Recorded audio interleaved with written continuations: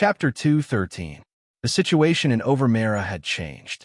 Xiao Jin had become the head, and all the factions had sent their congratulations. All the important decision-making power had been transferred from the home faction to the Xiao faction. At night, Xiao Jin invited Han Xiao to his mansion. All the higher-ups of the Xiao faction had gathered together, including Xiao Hai and the other children. When they saw Han Xiao, they all bowed and called him adoptive father. No matter what the younger generation of the Xiao family thought, they could only maintain a respectful appearance on the surface. The housekeeper led Han Xiao to the study and closed the door. Only Xiao Jin and Han Xiao were left in the study. Xiao Jin had gotten his wish to become the head. Although he was still expressionless, one could see that he was in high spirits from his spirit. He didn't forget that this was a benefit that Han Xiao had brought him. Because Han Xiao had told him that he would leave tomorrow, Xiao Jin didn't rush to deal with the affairs on his first day as the head. Instead, he invited Han Xiao to express his gratitude. "I am very grateful for your help." Xiao Jin's tone was sincere. Han Xiao didn't sit down. He stood in front of the bookcase and casually played with the small objects in the bookcase. He said casually, "If you have something to say, say it." Xiao Jin took out a bottle of wine and poured it into 2 cups. He stood up and walked to Han Xiao's side and handed him a cup. "Our deal remains unchanged. If you have any use for me, I will provide you with help." Xiao Jin revealed a smile and spoke with more confidence. The amber wine was fragrant, and the smell of the wine was soft and not pungent. The quality was very high. This was Xiao Jin's collection. He would only open it when he was facing important guests. It had been stored for many years, and it was only today that he could use it. Han Xiao took the cup but didn't drink it. He only shook the cup and said lightly, "I thought about it carefully these days and found an interesting explanation.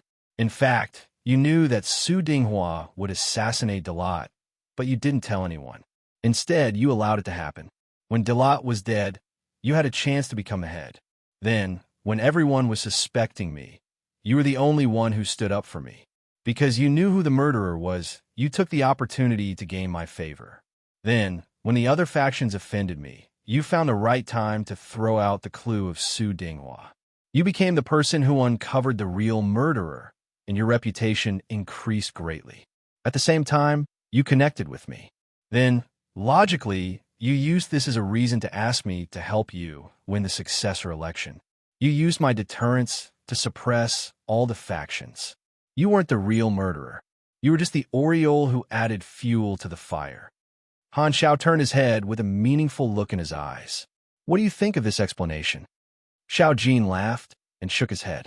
He took a sip of wine and said, "Interesting idea, but it's not like that. But I think it's like that." Han Xiao smiled faintly. Xiao Jin's expression changed slightly. "This is just your conjecture." Han Xiao walked toward Xiao Jin. He leaned his upper body forward and emitted an oppressive aura, forcing Xiao Jin to retreat and hit the edge of the table. The two of them were very close to each other. Xiao Jin couldn't avoid Han Xiao's gaze. He could only brace himself and look at him. From Han Xiao's eyes, he saw a dense killing intent. Cold sweat immediately dripped down his back. "I don't need evidence. If I think you're the murderer, then you're the murderer." Han Xiao sneered. Xiao Jin's face was tense so that he didn't lose his composure. His heart gradually sank to the bottom. "Remember, you borrowed from me. I could take it back at any time." Han Xiao's finger heavily tapped Xiao Jin's chest twice. This action was full of provocation. Xiao Jin had used Black Phantom's deterrence to get to the top. Han Xiao could use the same method to deal with him at any time. Xiao Jin didn't doubt that the other factions would spend a lot of money to rope in Black Phantom. Furthermore, Black Phantom's strength could replicate the assassination. If they fell out, it was impossible for him to guard against a legendary killer day and night. Xiao Jin understood what Han Xiao meant. Threat, intimidation, extortion. Black Phantom was more ferocious than he remembered. Cooperating with Black Phantom this time was like asking a tiger for its skin. The atmosphere became more and more tense. When Xiao Jin was almost out of breath, Han Xiao took a few steps back and relaxed the atmosphere. He played with the wine glass and said lightly, "What are you going to do with Raylan?" Xiao Jin sighed. He knew that it was time for him to express his opinion. I will make them pay. I will hunt down their intelligence personnel, attack the forces they support, and destroy their stronghold in the wilderness. Originally, Xiao Jin had just gotten to the top, so it was not suitable for him to start a large-scale war. His original intention was to use half a year to stabilize the internal situation. However, Han Zhao's pressure made him understand that he had no choice but to follow Han Zhao's wishes and take revenge on Raylan immediately. The damage to Overmera was no longer within the scope of his consideration. No matter how much his heart ached, he had to follow Han Zhao's wishes. Very good. Han Zhao chuckled, turned around, and left, saying, I hope you have a good time in your position as the head of the family. The wine glass was placed on the table. Han Zhao did not drink from the beginning to the end. Xiao Jin listened to the sound of the family members shouting, Godfather, outside the door until it disappeared. Only then did he sit down dejectedly. Han Zhao's threat had diluted the joy of becoming the head. He caught my weakness. Xiao Jin smiled bitterly and called Xiao Hai in. Father, Black Phantom is gone. Xiao Hai could not hide the joy on his face. He was happy that the head finally belonged to the Xiao faction. Pass down my order. Let the foreign branches attack Raylan's forces in the wilderness. Xiao Jin returned to his expressionless face. Xiao Hai's smile froze. He said in disbelief, Father, you just became the head, and the situation is not stable yet. If we start a war now, the family will lose a lot of power, and our position will become even more unstable. The most important thing now is to stabilize the internal situation. Even if Raylan set us up this time, we don't have to take revenge immediately.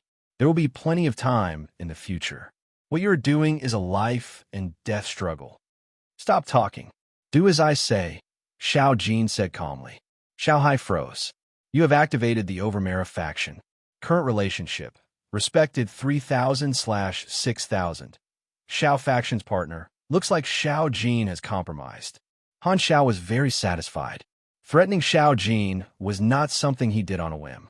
The guess just now was another deduction that Han Xiao made based on the clues. First of all, Xiao Jin's actions were very purposeful. They were closely linked, and all of them gave him benefits, which made him suspicious. Second, the true murderer was a puzzle-solving mission, but Su Dinghua was directly found out by Xiao Jin. The mission was completed too easily, which made him feel that Xiao Jin already knew who the real murderer was. If Xiao Jin knew that Su Dinghua was going to assassinate him from the start and did not stop it, then Xiao Jin's role in the whole thing was not the real murderer or the mastermind, but a mantis stalking the cicada, unaware of the oriole behind, taking the opportunity to seize the position of the head of the family. In fact, when Xiao Jin came to ask him for help, Han Xiao already had such a guess. However, he agreed to help, and at that time he had this plan. He also pretended to be confused and allowed Xiao Jin to use him to get the position. However, at the same time, Xiao Jin's position came from him, and he became dependent on him. Therefore, Han Xiao threatened Xiao Jin in turn. As long as Xiao Jin did not want to give up the position of the head of the family, then Xiao Jin would listen to him, almost becoming a puppet. According to Xiao Jin's performance, he was an ambitious person who knew how to judge the situation.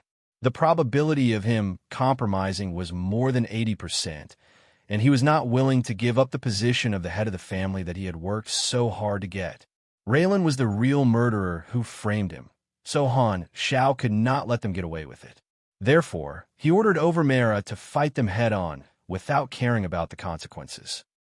Raylan's people would never have thought that Overmera's counterattack would be so fierce, completely deviating from their original intention, and became inviting trouble for themselves. This way, it was equivalent to Han Xiao taking revenge on Raylan without shedding a drop of blood, and he did not even have to do anything himself. Facing a large force, it was more convenient for him to use his own force to deal with it. During the entire incident in Overmera, Han Xiao watched from the sidelines as if he was an outsider. He only showed his fangs at the last moment. The mantis stalks the cicada, unaware of the oriole behind.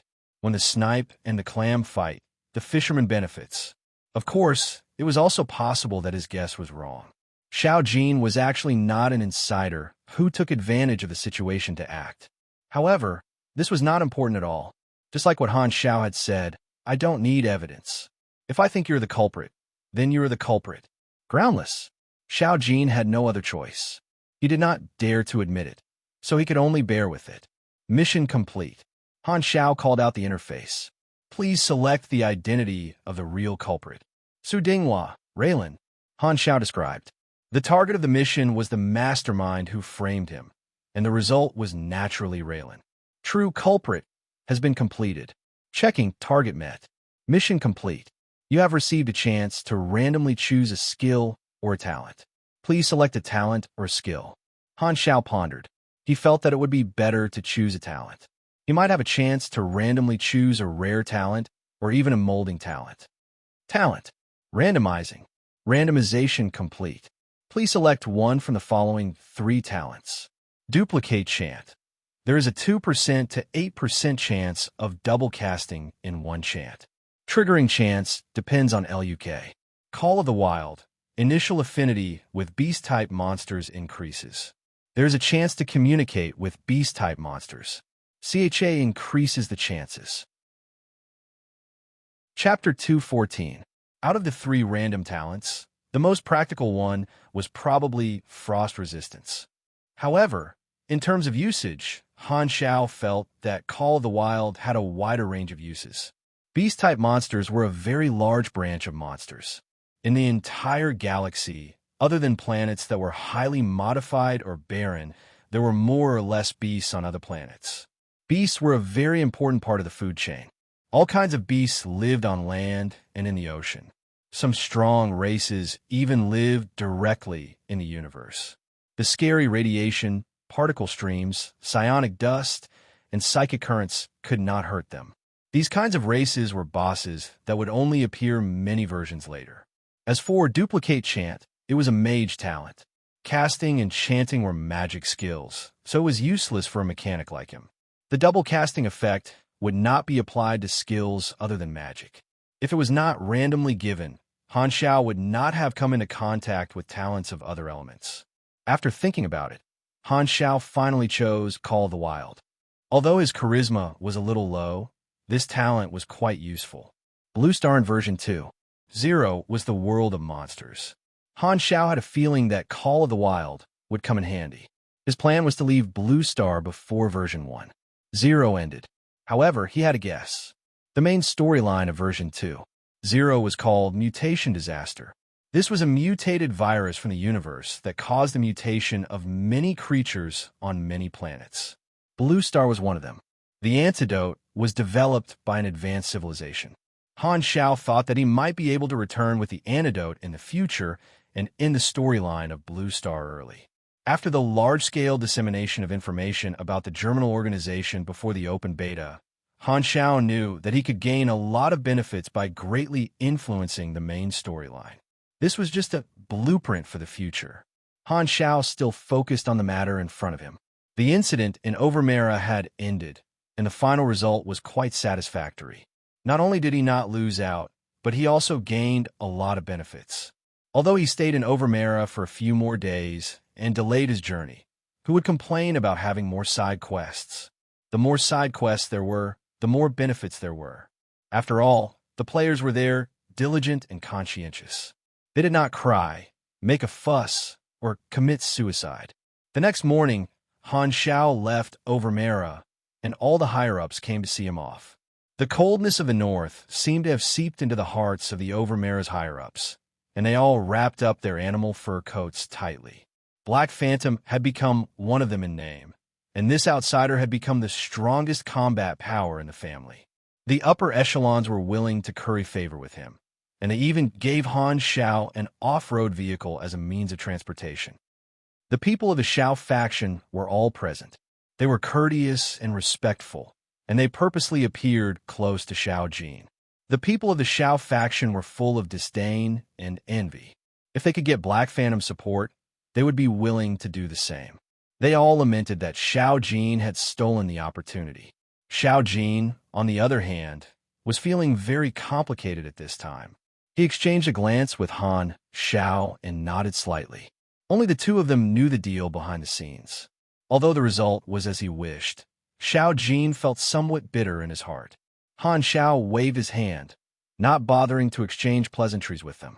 He drove the off-road vehicle through the wind and snow, leaving a trail of dust behind him. He's finally gone.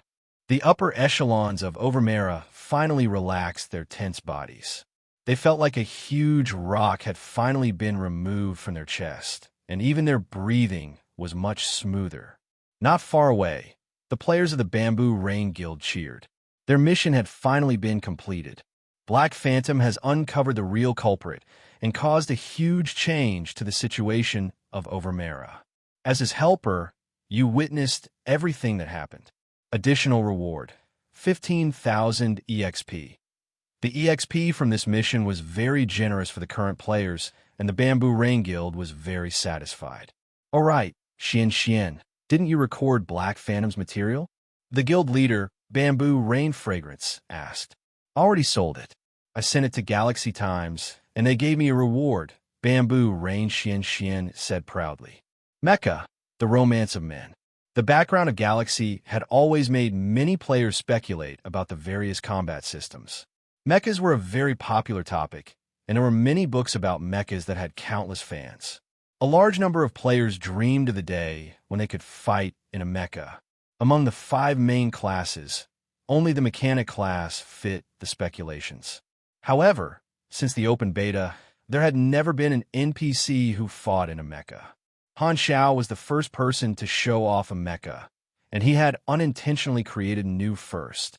The impact on the players would only appear after the new issue of Galaxy Times was broadcasted, and before that, the local forces reacted first. When killing Lun and Vanessa, Han Xiao had used a mecha, and it had been recorded by the people of Overmera. It had been leaked onto the dark web, and it had caused a huge commotion among the various forces. Everyone could see that the modified Viper was very powerful, and it was a very mature mecha. Black Phantom was a mechanic, and it was no doubt that he had created himself. Its level was much higher than the experimental products of some large countries in the military laboratories. Han Xiao had made a name for himself as an assassin, but now he had used his mechanic identity to shock the various forces again. These forces quickly refreshed his profile. At the same time, there were many forces that were eyeing his mecha. The German organization was one of them. This is a mature, single combat suit. If we can control it, the strength of our soldiers will increase tremendously, and we will have a much higher chance of winning this war.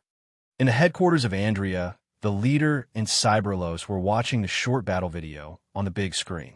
Cyberlos' eyes were shining with passion. The leader thought of something else. The person who used our name to do things in the Lewis Research Institution incident was Black Phantom, and it was this mecha. Black Phantom also interfered in the evacuation battle in the southern continent. He sees us as an enemy, not to be messed with. The leader frowned. His mecha is very important to us. Unfortunately, we don't have enough combat power in other continents. Plus, his whereabouts are unpredictable, and he is very difficult to deal with. Unless the top executive of the organization makes a move, no one is his match. The leader did not want to give up Black Phantom's mecha so easily, but his rationality told him that when the war started, he would not have a chance to deal with Black Phantom, unless Black Phantom came to the battlefield. The chances were slim. The leader shook his head. 2 days later, Han Xiao found a Darknet stronghold in the northern continent and accepted the bounty mission for Hidden Demon. After the notification on the interface, he handed over the Hidden Demon. What was interesting was that the person in charge of the stronghold was very confused. Your Excellency Black Phantom, where is the Hidden Demon you were talking about? Han Xiao pointed at an empty space under his feet. Right here. The person in charge wiped his cold sweat. I can't see. Han Xiao used more than 10 torture methods to prove the existence of the Hidden Demon. After the Hidden Demon was accepted, the bounty mission was completed. 200,000 EXP and 150,000 aquamarine dollars. He earned a lot of money from using the Hidden Demon. Although Han Xiao had a lot of assets, he would not miss any opportunity to earn money. Even the smallest mosquito was still meat. The highest level player on the level leaderboard had reached level 20 and was stuck on the advancement mission. At this time, Han Xiao also came to the last novice village in the northern continent and made it in time for the last wave of EXP. In this place, Han Xiao realized that he was even more popular, especially the male players. They surrounded him like a sea of women. "What's the name of your mecha? Are you selling the mecha?" This was the most common question. Han Xiao glanced at the forum and saw that the Galaxy Times had released a video of him wearing the mecha. This issue of Galaxy Times was rather dull, but this video became the highlight. The originally sparse comments exploded like a geyser, covering the entire screen. It perfectly explained what it meant to be a sea of people. No wonder the players are so excited. Han Xiao could understand. If he was still a newbie, he would also be envious of the mecha. The most direct effect was that the players' passion for the mechanic class had increased again. More people came to this novice village to change their class, which increased his sales. The official platform would release all kinds of statistics after the open beta. Han Xiao was looking forward to seeing the ratio of players of the 5 main classes. In his previous life, the ratio of mechanic class players was in the single digits. Under the influence of this butterfly, the number of players this time would be at least double. The more mechanic class players there were, the brighter Han Xiao's future prospects would be. Beep beep. His phone suddenly rang. Han Xiao looked at his phone. It was a message from Hao Tian. He had completed the mission. He was the first player to complete the new era Origin Split mission. Not bad, as expected of a god-level player. Han Xiao's eyes sparkled. He had not left the northern continent, but Hao Tian had completed the mission. One had to know that those guys in the western continent who had accepted the mission long ago had not completed it yet. Chapter 2:15. In the era of virtual online games, interactive experiences were very important. Players all thought that Galaxy had done a very good job in this aspect. Communication with NPCs was very free, and players could write messages and emails as they wished. Players could use this method to communicate with NPCs remotely. In the current era, the popular games all had certain elements of reality. They had the function of virtual social networking. The old game Tyrannical was very good at this aspect. Even if it was in standalone mode, it could still write text messages at will. Speaking of which, there was an interesting story. Ever since the advent of gaming cabin technology, Stone followed the trend of the times and ported Rampaging Tyrant to the gaming cabin. At that time, due to the authenticity of a virtual gaming technology and the rough gameplay of Rampaging Tyrant, it even caused a moral debate. The legendary NPC Protection Association was really established. It was a pain in the ass, and it was very strange. The end of the life of the living completed. Of the 5 requirements of the hidden main mission, one of them turned green, indicating that it had been completed. You have received Suli 485 file. From the file, you have learned about the past. This mission even has a voiceover. What a joke. Han Xiao was surprised. The files recorded a long-ago action plan. Many details are missing. Before the Old Era War, a country that had already perished sent a field team to a small town in the Andria continent to carry out a secret mission. The process is unknown, but the result was that all the residents of the town were killed. That's it. Han Xiao scratched his head. This description was a quest clue, but it was too confusing. After thinking about it, he forwarded the content to Hannes. That old man had more clues, so he might be able to find something else. All Han Xiao wanted was to complete the mission. Hao Tian stood beside the mission character named Old Devon and stared at his phone, waiting for Black Phantom's reply. This mission was very tedious. Old Devon had kept the file, and the first thing to do was to gain Old Devon's trust and complete many errands. The difficult part was that Old Devon was a patient with a mental disorder. He had persecutory delusions, amnesia, split personality, irritable temper, nonsense, and more than a dozen other mental disorders. He was very prone to over-anxiety. When he saw a trash can on the street, he would think that it was a bomb. When he saw a passerby, he would think that the passers-by were his enemies. Old Devon had once participated in this plan. According to him, after completing the mission, he was hunted down by the country to silence him. He had been hiding from place to place, living in a state of constant anxiety all year round. He had become paranoid and suffered from various mental illnesses. Do you know why wars broke out in the old era? While chatting, old Devon would often look around carefully. After confirming that no one was around, he said nervously, "It's because of me that they are all hunting me down. Every country wants to find me, so they started fighting. There are enemies everywhere. Even now, they haven't given up. Do you see those surveillance cameras in the city? They were all set up to find me." Of course, Hao Tian did not understand a single word that was said. At the same time, he did not care about the storyline. He just focused on completing the mission. With his high efficiency and strong kidney power, he finally completed the mission. Han Zhao's confirmation came from his phone. Hao Tian received the notification that the mission was completed, and he was relieved. "You are the first person to complete the mission. I think you have a lot of potential. Are you interested in helping me?" "Sure," Hao Tian replied simply. "You go to the Raylan border and wait there. Coordinates are 1565. 842. I will bring you along when I leave the northern continent." Okay. Thinking about the various benefits of Black Phantom's hidden storyline that were circulating on the forums, even Hao Tian, who had a calmer personality, felt a little excited. After visiting all the novice villages in the northern continent, Han Zhao's trip to the novice villages finally came to an end. Before leaving the northern continent, Han Zhao went to an ice field where high-level snow bears were active. He spent a few hours and used the ghost sniper rifle to farm the talent, Lethal Shot. Lethal Shot. The first shot attack to the target has a 2 to 5% chance of causing true damage. Will not be effective for the same target for 5 minutes. By changing the target, he could continuously try to trigger the effect of the talent. The effect was more practical. Although it was not as good as Bennett's legendary battle technique, molding ability, it was still a rare attack-type talent. After counting, he had a total of 12 talents. This number was very outstanding in version 1.0. If it was a LV55 player, it would be more than half of Han Zhao's talents. Han Zhao also tried the newly acquired talent Call of the Wild.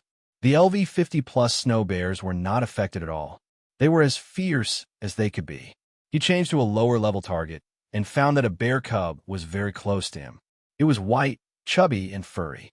Its height was only up to his waist, and it hugged his leg and shook it like a spoiled child.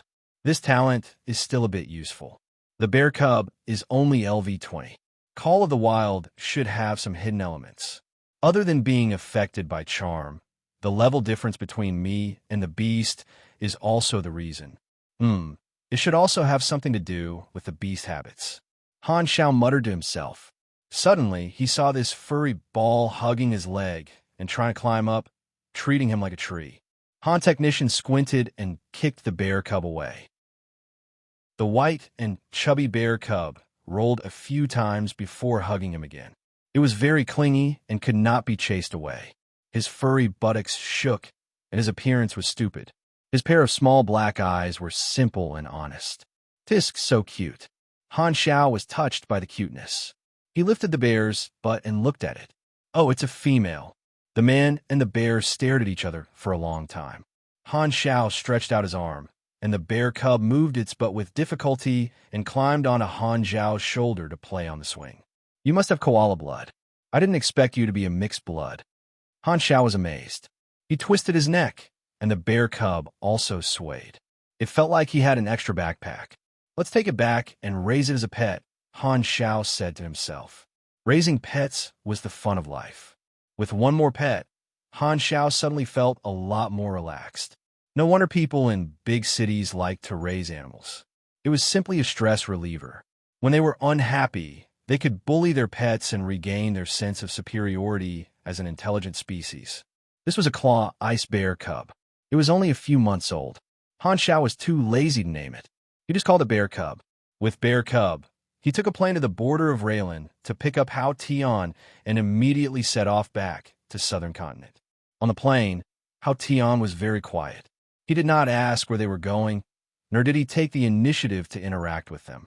Han Zhao saw that he had nothing to do, so he gave him the task of taking care of Bear Cub. How Tion's expression became very interesting on the spot. He simply showed all the chaos in his heart on his face. Because every detail in Galaxy was very real, especially the appearance and smell of feces and urine, it only took half a day to fly from northern continent to southern continent.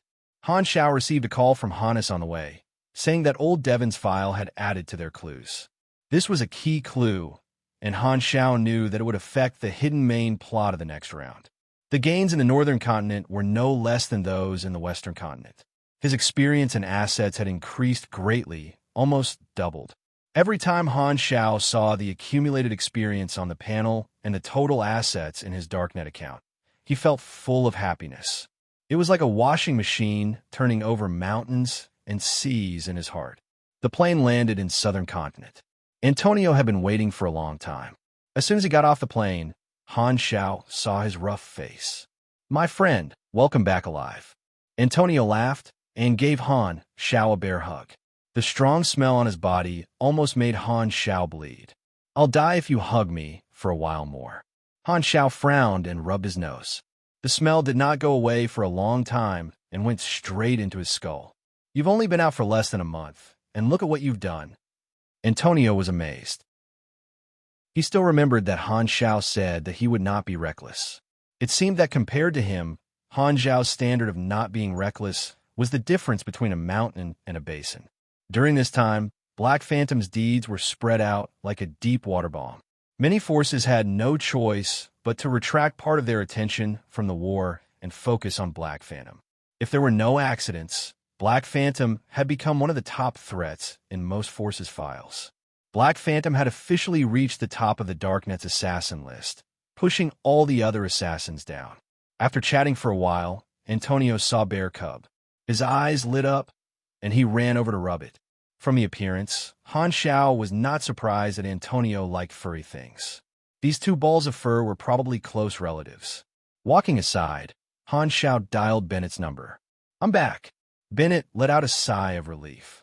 With a bit of bitterness, he said, "I've been waiting for you for a long time." Han Xiao went straight to the point. "This sanctuary plan you mentioned last time, what do you need me to help with?" Bennett was very touched. Han Xiao's first thought when he came back was to ask for help. What was this called? This was really a kind-hearted and timely help. Nowadays, the moral of the world was deteriorating day by day. People who cared so much about relationships were almost extinct. This was a friend worth making. Bennett decided to let Black Phantom be one of the main executors of the plan and reveal the details. So he said, "Let's talk when we meet. I have a very important mission for you." Hearing that, Han Xiao knew that there was hope. He was secretly excited. He was very familiar with the main storyline of the Sanctuary plan and knew how great the benefits of being a core participant were. Recently, the undercurrents of the Six Nations were surging. The preparation for the expedition war was about to be completed, and it was estimated that the expedition would be officially launched within this month. The enemy, the Germinal organization, was finally going to face the catastrophe that Han Xiao had single-handedly created. The flames of war were about to spread to Blue Star. Everywhere in the world, wanderers, warlords, financial groups, secret organizations, and so on were very nervous. Starting the main storyline of the Sanctuary plan, at this juncture completely messed up the order of the storyline, but the benefits were obvious. Under the threat of war, Bennett would invest resources to carry out the plan regardless of the cost. Chapter 216. Bennett's invitation represented his trust. The location of the gathering this time was the first fallout shelter that the Dark Net was building. The chosen location was the ruins of a city called Abandoned City of Rhoda. It was once the financial center of a destroyed country in the southern continent. It was located in a flat wasteland in the inland of the southern continent. Han Xiao sat in the special helicopter sent by Bennett. When he looked down at the city from the sky, the construction scene of the fallout shelter jumped into his eyes. The first thing he saw was a huge wall barrier that was being built. It was dozens of meters tall, and there were workers welding steel bars on the scaffolding in the unfinished area. The concrete of the wall was mixed with other materials. It had a metallic luster and was very defensive. With Han Zhao's professional eyes, He could see that the small rocket launchers would at most leave a burn mark on the wall. The wall was completely built according to the standards of a fortress, and the cost was extremely high. A huge darknet logo was painted on the wall with red paint, as well as the new name of the city. Bennett's Fallout Shelter Number 1. The helicopter flew over the wall and saw all kinds of construction machines in the city rumbling in operation, cleaning the roads and abandoned buildings. Countless workers in gray overalls were busy like ants, laying the foundations for new buildings and planning the layout of the city. Piles of building materials were piled up in the open. There were steel bars, bricks, wood, and all kinds of industrial building materials. It was like a super large construction site. The Fallout Shelter actually uses its own name. Han Xiao patted Bennett's shoulder and sighed. I didn't expect you to be an old B***starred. Bennett slapped the hand on his shoulder away and turned his head. Let's go. Follow me to the meeting of the upper management. Han Xiao was surprised. What does the meeting have to do with me? Bennett shook his head and laughed. You're also one of the upper management. Han Xiao blinked. Bennett covered his mouth and coughed. I can guarantee that you'll become a member of the upper management. You won't disappoint me, right? The Darknet had recently restructured the upper management. The top management was the group of founders, and Bennett was one of them. Below them were the various upper management members. What are you saying? Han Xiao said with a serious expression. When have I not disappointed you? Bennett did not know whether to laugh or cry as he led the way. Han Xiao also saw the construction of the shelter up close. I have invested a lot of resources, and the progress is pretty good. I expect to be able to build the prototype within a year. The layout of the shelter is divided into a few aspects: living measures, defense measures, and resource measures. There must be enough infrastructure to meet the basic needs of the residents, and we also need to plant livestock for our own production and use to form an internal ecological system. Even if a war breaks out in the outside world, the shelter will be able to sustain itself. The final defense measure is naturally to fend off all kinds of enemies. Boom! In front of them, there was an abandoned building that was being demolished. The collapse raised a cloud of dust. Han Xiao brushed away the dust on his face and clicked his tongue. Just this shelter alone cost you a fortune. The resources of the Six Nations can only support the construction of 2 or 3 shelters, Bennett said with his hands behind his back. My plan is to build at least 3 to 5 shelters in each continent. That's a sky-high price. If we can preserve the spark of our civilization, this wealth is not worth mentioning. Han Xiao exclaimed, Wow, I think I see holy light coming out of the back of your head. Bennett's mouth twitched. Along the way to the brand-new fortress, the upper echelons of the Darknet were all gathered in the conference hall. As soon as Bennett and Han Xiao entered, about a dozen people stood up and bowed slightly to show respect, nodding at him. Black Phantom had shown his strength, and he was now one of the top forces in the Darknet. With Bennett's guarantee, the upper management here all acknowledged Han Xiao's position as equal. The upper management reported the construction progress of Shelter 1 by 1. After Bennett finished, he said, Shelter 1 has been proven to be feasible. The news has been released, and many wanderers have come here, hoping to be protected. With residents joining, the construction speed can be increased, and they will be provided with work opportunities. Personally participating in the construction of the shelter will help to build a cohesive force. In the next few months, as the news of the shelter spreads further, more wanderers will come. The construction of the shelter should be done sooner rather than later. I've decided to start the construction of Shelter 2 and 3 immediately. The upper management looked at each other, and someone asked hesitantly, Mr. Bennett, isn't this too rushed? Why don't we wait for Shelter 1 to be completed? Because we don't have much time. We have to speed up. There must be a person in charge of each shelter. Who will be in charge of Shelter 2? Senna will be in charge of Shelter 2. Bennett said. Senna was the current chief director of the Darknet, and she was unanimously elected as the spokesperson by a group of old directors. Of course, no one objected to this decision. Black Phantom will be in charge of Shelter 3. Han Xiao raised his eyebrows. He did not expect Bennett to trust him so much and directly let him be in charge of an entire shelter. The scope of power was very large. The upper management was in an uproar. Black Phantom had just been promoted to the upper management, but he was already in charge of such an important matter. His qualifications were not good enough. Many of the directors wanted to refute, but Bennett had seen through their thoughts long ago. One sentence from him made them speechless. Shelters need extremely strong combat power to be in charge. If you're confident that your subordinates are stronger than Black Phantom, then stand up and object. Stronger than Black Phantom? The directors smiled bitterly. In the entire Darknet, other than Bennett and two other retired old men, no one could beat this new Black Phantom.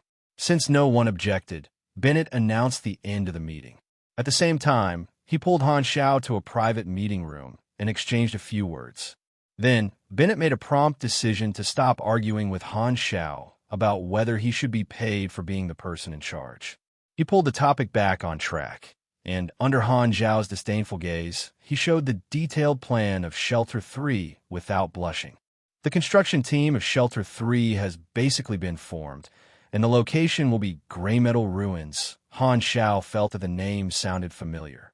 He suddenly remembered that his secret base was in Gray Metal Ruins. What a coincidence! Bennett explained the general direction. Han Xiao's mission was to be in charge of the site and supervise the construction team. If there were any threats nearby, he had full authority to deal with them. There was only one requirement, and that was to build the shelter well. After listening to a long and boring introduction, Han Xiao was so bored that he almost dozed off. Then, a notification appeared on the interface, and he woke up with a start. You have activated a new faction Darknet organization. Affiliation Blood Pact Society detected. Relationship Respected 4450/6000. Number 1 Assassin Leaderboard. Darknet Organization. Initial Relationship. Friendly 2225/3000.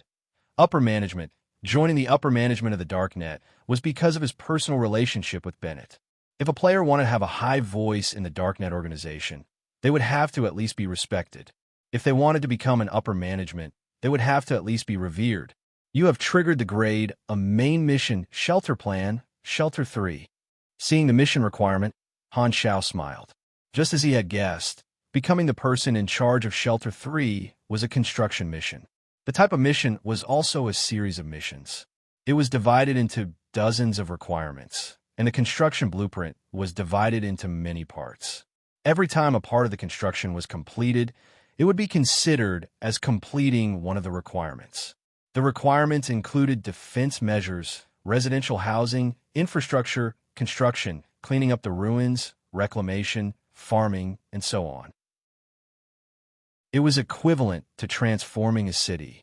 The mission notification said that if there were any unexpected situations, he would have to be responsible for dealing with them, and his rating would be increased or decreased accordingly. The more requirements he completed, the higher his rating would be, and the final reward would be based on his rating. The players did this main mission through the normal way, but the situation was completely different. The players had to receive different missions from the bottom level or middle level characters, and they had to participate in the construction of the main mission through different side missions. What Han Xiao received was the overall mission that combined all the side missions into one. This was the benefit of being a core participant. It was extremely convenient to be in charge of the overall situation, and he knew what he had to do clearly. His rewards were also incomparable to the other players. The scattered missions that the players did would all be included in his supervision of the construction of the shelter, indirectly completing his requirements. As mentioned before, even if it was the same mission, it would vary from person to person. Han Xiao received this mission with many benefits through his special connections on the Darknet. But there are some problems. Bennett coughed and said, because of the lack of funds, the resources are all concentrated in Shelter 1 and Shelter 2, so there might be fewer people following you to build Shelter 3. How many? Han Xiao suddenly had a bad feeling. There were tens of thousands of workers in Shelter 1, so it should not be too few. About 1,000. Han Xiao narrowed his eyes and had a "Are you kidding me?" look on his face. Bennett was embarrassed. The main problem is that the liquidity is not in place. You only have this amount of people in the first month. We will hire more people to help you later. Han Xiao picked up Cub Bear, who was sleeping on his lap, and threw it at Bennett. Cub Bear fell onto the sofa with its 4 legs in the air. It opened its eyes in a daze. Hit him, Han Xiao pointed. Bear Cub blinked in confusion and stared at his finger for a long time before understanding. It turned around and sat down, slapping Bennett on the left side of his face. Bennett smiled bitterly, rubbed Bear Cub's furry butt, and pushed it aside. I know it's difficult, but I can only trouble you. No one else has this ability. Han Xiao pondered for a while, rolled his eyes, and nodded. Don't worry, in a month, I will be able to build a prototype similar to your shelter. Bennett had very low requirements for Shelter 3. As long as it could stabilize and complete the cleaning of the ruins within a month, it would be enough. He felt that Han Xiao was just talking nonsense, so he did not take it to heart. Right, I have one more request, Han Xiao said. What? Han Xiao laughed. Shelter 3 needs to use my name. Chapter 217. Black Phantom was in charge of Sanctuary 3, and some of the directors were unhappy about it. However, when they heard that Sanctuary 3 was understaffed and that Han Xiao had actually gotten a tough job, they felt much better. That was more like it. It was only fair for them to let a newbie do the hard work. However, Bennett found the directors and announced an appointment. Black Phantom is my friend. He doesn't have much experience. Everyone here participated in the construction of Sanctuary 1, so I will send one of the directors to go with Black Phantom and be his advisor and assistant. The directors panicked and looked at each other secretly, hoping that it would not be them. Going to Sanctuary 3 was like being sent to the border, and they would not be able to do anything for a month. Furthermore, there was no benefit in being Black Phantom's assistant, and there was little merit in being under someone else. This job was terrible, so they might as well stay and wait for other appointments. Although Bennett's sanctuary plan had a great intention, the directors below him did not have the same awareness as him. Instead, they saw a lot of benefits from the sanctuary plan and felt that this was a new round of power distribution. If they could become the person in charge of sanctuary, they would definitely have more power in the future. Bennett was well aware of the thoughts of these upper echelons, but he did not explain at all. That was because benefits would motivate the directors, and he could not expect everyone to be noble. This was within Bennett's calculations. There were not many people that could enter Bennett's eyes, and Han Xiao was one of them. This guy was such a good friend, and he came purely to help. Occasionally, he would ask for a reward, but most of the time, it was just a joke, and he did not insist on a reward. Bennett was not a person who valued benefits, and he found that Han Xiao had similar qualities. He felt that he had found a comrade, so naturally, they were very close. This time, he decided to find a capable assistant for Han Xiao. After a glance, Bennett said, Huang Yu, you go and help Black Phantom. This director named Huang Yu's face immediately fell. He reluctantly nodded. Seeing the other directors gloating, he felt very unhappy. Among the directors of the Dark Net, Huang Yu was a very capable member. He was good at handling all kinds of trivial matters, and he had always been in an important position. However, this time, he was sent to be Bennett's assistant. Huang Yu was not happy, and he was unwilling, so he would not take it seriously. He had already decided that he would just deal with Black Phantom casually and pass the month as a vacation for himself. The idea of shelters had also been thought of by others during the wars of the Old Era. At that time, the country was busy with war, and many people were homeless. Thus, a private group set out to build shelters, sparing no expense to save the war refugees. At first, they succeeded, sheltering tens of thousands of people. However, due to the lack of resources, the amount of food given to the refugees was gradually limited, which made many of the refugees unhappy. Humans were insatiable animals. Especially in the tense atmosphere of war, any trace of evil would be infinitely magnified.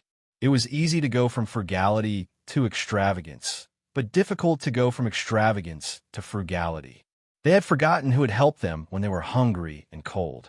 In the end, they rebelled, took over the shelter, killed the original owner, and took over the shelter. In that chaotic situation, the story of the farmer and the snake was very common. It was not that shelters were not good, but the old era did not allow it. Coincidentally, the person who had built the shelter in the old era was Bennett's friend. Bennett had never given up on this idea, and now he felt that it was time. Han Xiao was familiar with the storyline. He knew that Bennett's shelter plan was successful, and it gradually snowballed. Even the people in the city were willing to live in the shelter, and it almost had the trend of establishing a country. This caused the Six Nations to be vigilant. If it was not for the mutation disaster in version 2.0, the shelter would have been the enemy of the Six Nations. The real use of the shelter was in version 2.0, and it was only then that it truly lived up to its name. I'm now the person in charge of Shelter 3. This is a real large-scale main storyline. I don't have enough manpower, but I still have the players. Han Xiao already had an idea on how to complete the shelter mission. A helicopter landed in Shelter 1, and Mad Blade, Angry Sword, and Pork Bun Hit Dog got off the helicopter. They looked around curiously, and when they saw Han Xiao, they were immediately overjoyed and jogged over. Mad Blade Angry Sword had a lot of questions he wanted to ask, but when he saw how Tian standing at the side, he swallowed all his words and said in shock, "Great God, how Tian?" How Tian glanced at him coldly and did not bother to say a word. "Wow, great God." Port Bun Hit Dog's eyes widened. "You also triggered the hidden storyline?" How Tian turned around and did not answer. The great God is so cold. Poor Bun Hit Dog was speechless. As expected, Mad Blade Angry Sword was better. At this time, Bear Cub, who was circling Han Xiao, suddenly barked twice. How Tian took a step forward, as quiet as a virgin and as agile as a rabbit. He picked up Bear Cub and took out a tissue from his bag with a serious face. The two of them suddenly understood why How Tian did not want to speak. They quietly took a few steps back. The smell was pungent. Seeing How Tian's emotionless expression and professional actions, Mad Blade was in awe. As expected of a great god, your expression did not change at all. It was the first time the players met, and Han Xiao felt that it was very harmonious. He looked at Port Bun Hit Dog. He could use this reporter for the next thing.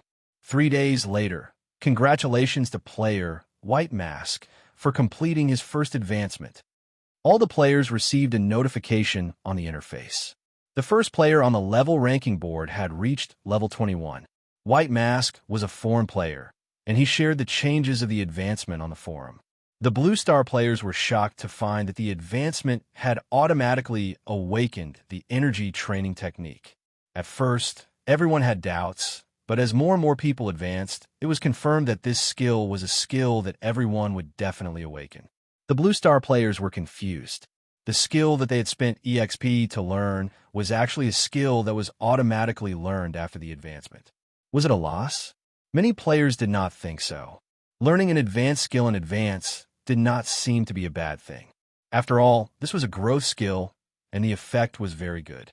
At low levels, it could greatly increase one's combat power. It was still very useful for players like them. The real losers were the players from the North Continent who had only learned it at level 18 or 19. They were about to advance, but they had spent a lot of money and lost everything. They wanted to cry, but had no tears.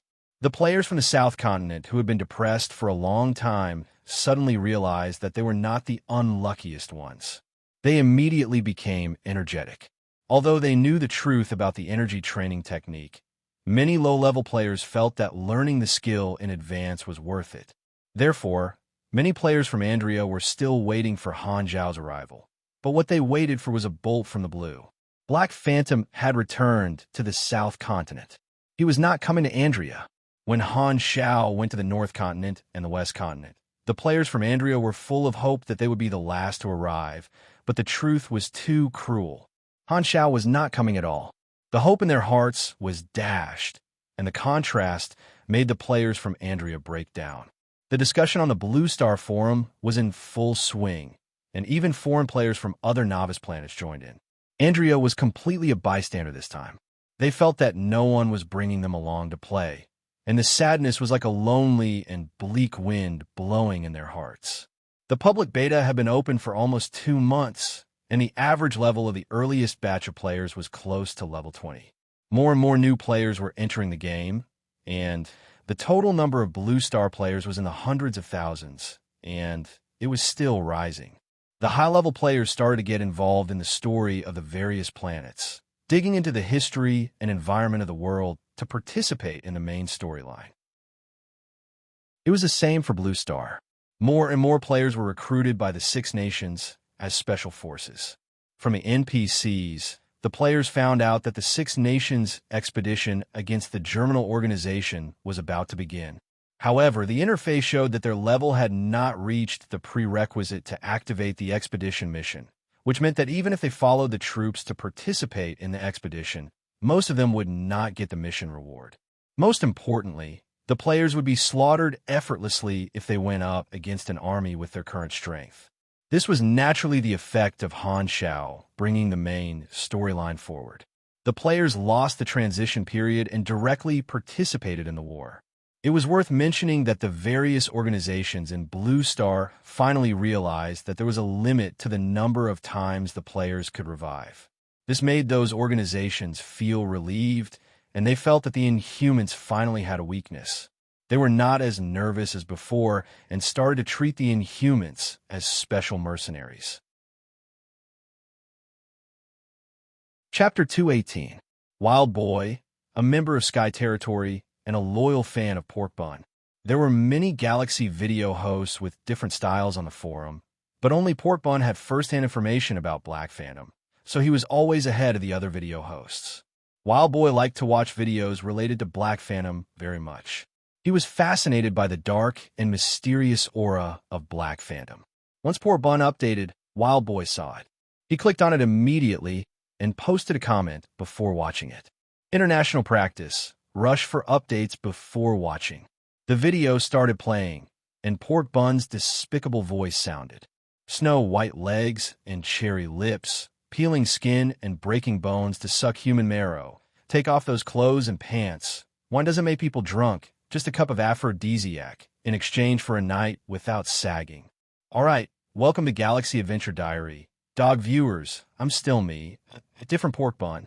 Wild Boy spat out a mouthful of water. It was the usual opening poem in every episode, and the lyrics were getting more and more flirtatious.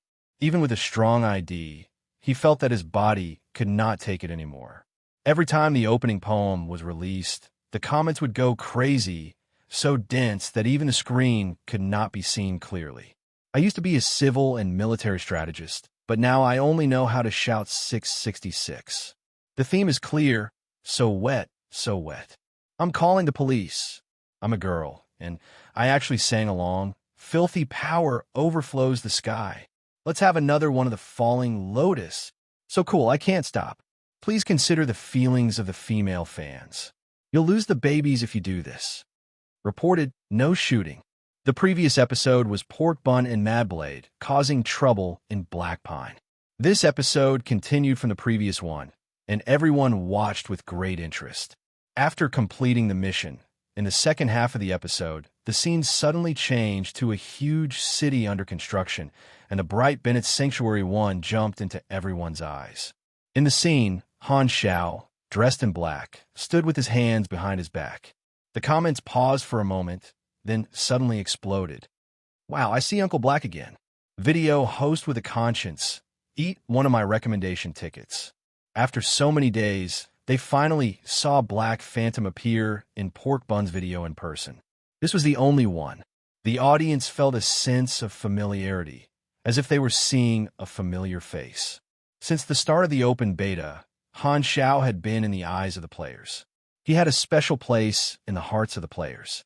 Wild Boy opened his eyes wide, not wanting to miss a single second. Black Phantom brought us to a special scene that was under construction. During this time, I found a main mission on Black Phantom. There was a lot of discussion in the bullet screen.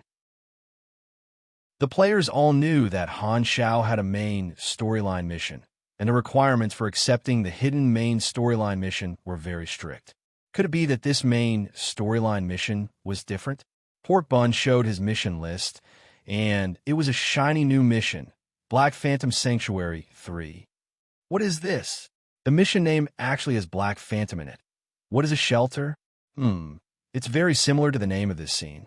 Port Bun revealed the inside story with an excited tone. The Dark Net was going to build a shelter, and Black Phantom was going to bring a team of thousands of people to gray metal ruins to build a city. They could get the hint from Han Xiao. This time, there was no need for any prerequisites, and the mission could be triggered easily. After listening to the mission description, the bullet screen was filled with shock again. It's building a city. God, what a huge main storyline. The scale is almost the same as the Expedition War. This is also Blue Star's main storyline. Wild Boy paused the video, opened his eyes wide, and carefully read the mission description a few times. He swallowed his saliva and continued playing. He did not have time to think about what a shelter was. He saw Han Xiao in the video talking loudly to his subordinates. The dark clouds of war covered the blue sky like the wings of death. The wounds of the previous generation were torn apart by blood before they could heal. Only a few decades have passed, and no one will forget the pain that war brought to the world. Until today, it still affects the land under our feet, the blue sky above our heads, radiation, dust, death, and the extinction of the country. How ridiculous! After the old era, our civilian technology regressed, but the military technology used to deal with our own kind continued to develop. They fought for ideology and national interests, spreading death with steel and fire. For these empty and false reasons, they slaughtered their own kind.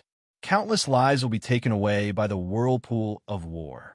The world will be devastated by them, and it will be on the decline. Maybe the end of the world will come quietly one day. Building a shelter is for the continuation of civilization. Even if the world is destroyed tomorrow, I will preserve the last spark of civilization. I'm not great, but too many people are insignificant. If no one is willing to contribute, fine, I will go first. I know I won't be the last. Han Zhao's tone was rhythmic. Wild Boy held his breath. Even through the screen, he could feel a surge of passion in his heart. It was so infectious. Wild Boy was not the only one who was shocked. I am not great, but too many people are insignificant, appeared on the screen. There were even 3 exclamation marks. It looked very impressive. So you are this kind of Black Phantom. There were also a series of such comments floating on the screen. In their impression, Black Phantom was a man of few words, but this speech changed his image. Many players had a clearer understanding of Han Xiao. They did not expect Black Phantom to be so ambitious. After watching it, Wild Boy's emotions surged. At this time, he saw an announcement from J Green Sky in the Guild channel. Attention, everyone. The Guild is collecting the coordinates and information of the gray metal ruins. Those who provide information will be rewarded. Rewind time to one day ago. Han Xiao gathered the team of 1,000 people that followed him to build the city, mobilized them before departure, and made the speech in the video. At that time, Bennett just wanted Han Xiao to say something casually. He did not expect him to say such a big thing. He was shocked like everyone else. The surrounding workers put down their work and gradually gathered. The number of people increased, and they looked up at Han Xiao on the stage. Seeing the excited look on everyone's face, Han Xiao knew that the effect would be explosive. He copied this speech from the future Bennett to shock everyone.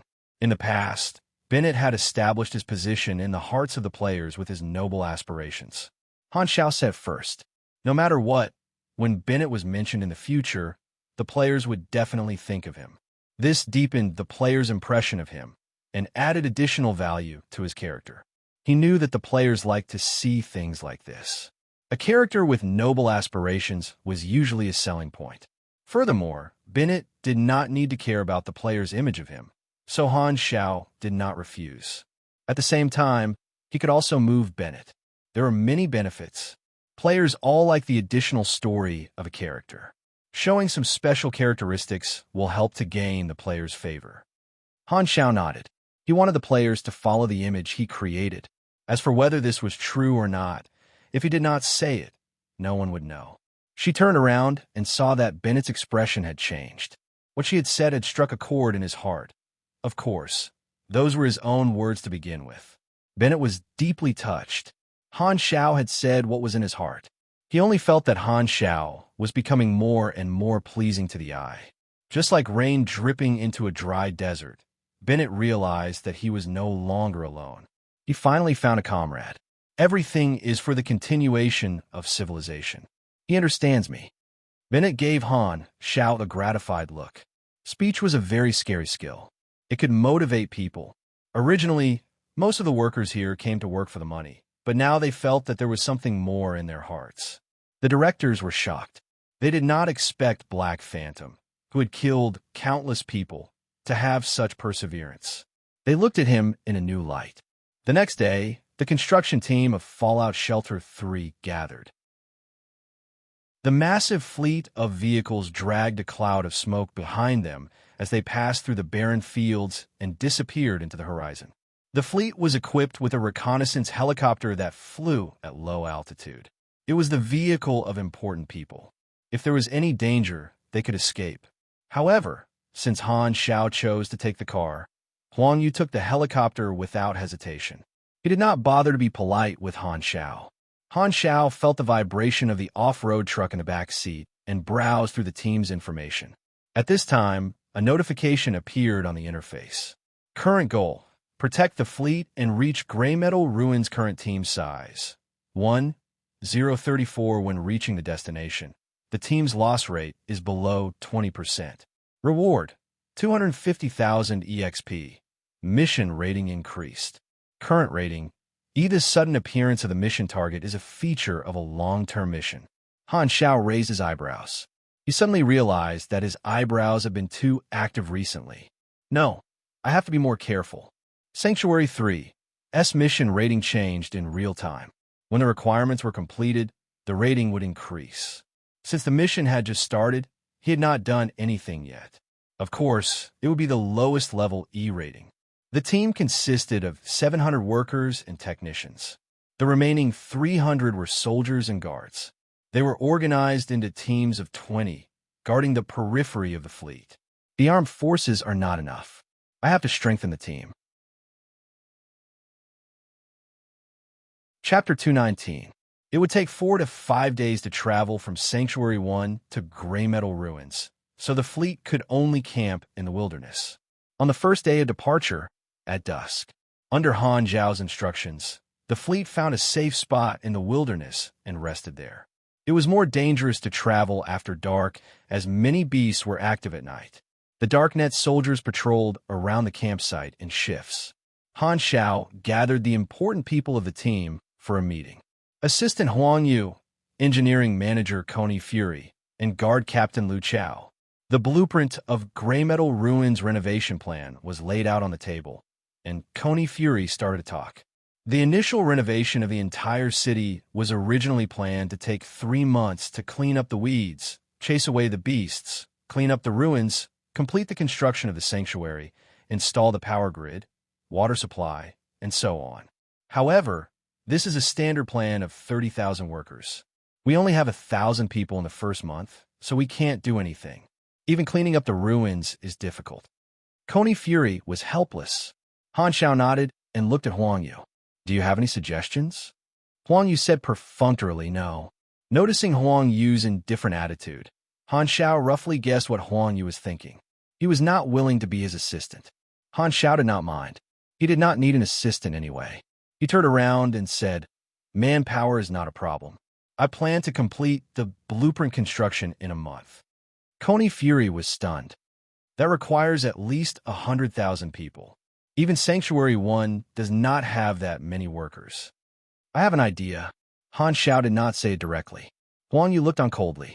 The hiring fee of 100,000 workers was astronomical, and even if you had the money, you might not be able to hire so many people. He did not know where Han Zhao's confidence came from.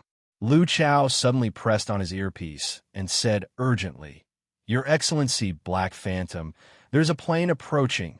Go out and take a look. Walking out of the tent, the team's guards looked at the sky vigilantly. In the dark night sky, a large plane with flashing signal lights was approaching. They did not know if it was a friend or foe. It's okay. I called for the airdrop. Han Xiao smiled. The plane flew over their heads and dropped a few huge boxes of supplies that were tied together. They landed not far from the campsite with the Fabian logo on the boxes. Han Xiao made use of his connections to get Fabian to drop a large number of mechanical parts. Of course, he would have to spend money. However, he was now rich and didn't care about such a small expense. After a false alarm, everyone heaved a sigh of relief. Huang Yu was secretly shocked. Black Phantom's connections were much wider than he had imagined to be able to casually call for the airdrop from the veteran Fabian Corporation. These parts were worth millions of dollars. Han Xiao ordered his men to move them to the logistics vehicles and began to manufacture machines. Now that he was rich, he could freely manufacture all kinds of combat machines that could be used to protect the team. The mechanic's most famous battle tactic was the human wave tactic. For the next 2 days, Han Xiao worked in the construction vehicle. The caravan arrived at a desert. The sun was shining brightly, and the high temperature made the sand as hot as soldering iron. The air on the surface of the ground was distorted. The fleet stopped under a barbera tree. This tree was a unique plant in the Blue Star Desert and was also known as the umbrella of life. The shade of the tree was like a small island, isolating the heat. Its sap was sweet and could be directly sucked to quench one's thirst. Everyone's mouths and tongues were dry. As the soldiers patrolled, everyone was drenched in sweat. Rumble! The desert in the distance was suddenly flooded. Countless giant beetles broke out of the ground. Each of them was more than half a meter long. Their shells were brown and shiny, and they looked ferocious. They had 6 pairs of chelicerae and 2 pairs of pincers. The sound of their movements was like the waves of the sea. The swarm swarmed toward the barbera tree. Beast attack! After the alarm was sounded, the 300 soldiers hurriedly got into position with their guns raised. They realized that there was a swarm of insects coming from all directions. It was like a sea of beetles, and there was nowhere to run. They were all terrified, and their hands that were holding the guns trembled slightly. The desert bloodshell pincers were social creatures that lived in the desert. They were powerful desert predators. Wherever they passed, there would be no life. There were at least tens of thousands of them. Get in the car, get in the car. Crush a path. Huang Yu shouted hurriedly. He then quickly jumped into the helicopter and urged the pilot to take off. Facing so many insects, no one had the will to fight. After hearing Huang Yu's order, they prepared to get in the car and escape. At this time, Han Xiao walked out of the construction vehicle and said, "Don't panic. Everyone get into position and prepare to fight." Captain Liu Chao said anxiously, "There are too many insects. We can't defend all directions. Once we fight, there's a high chance that we will suffer heavy losses." Huang Yu shouted, "Black Phantom, get in the helicopter quickly." Han Xiao waved his hand. Huang Yu cursed in his mind. Seeing that the swarm of insects was getting closer and closer, he did not care about Han Xiao anymore and ordered the pilot to take off immediately. The pilot was also scared, so he immediately started the helicopter. The rotor started, and the helicopter left the ground. The ground troops did not dare to disobey Han Xiao's order. They watched nervously as the swarm of insects approached quickly. At this time, Han Xiao took out his tablet and pressed a few buttons. Virum! 12 combat robots drove out of the logistics vehicles. Their triangular tracks rotated, and their speed was not slower than the vehicles. Everyone watched in shock as these robots quickly scattered in all directions. They were like iron guards.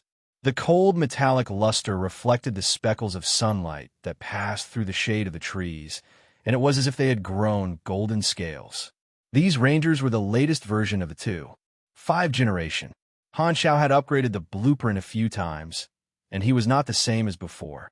The basic attributes of the machines that he built had increased by a lot, and their quality had also reached blue.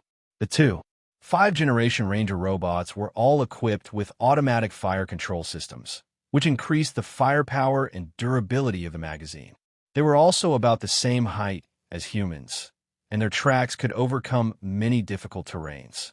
When a mission notification appeared, Han Xiao had guessed that the journey would not be peaceful, so he called for airdrops and built a large number of machines in the past 2 days.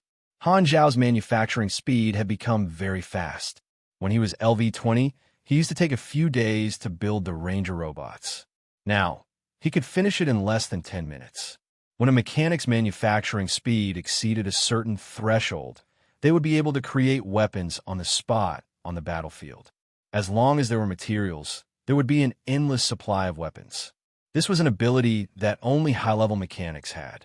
They needed to learn speed-level assembly, which was also an important reason why the mechanic class had risen in version 3.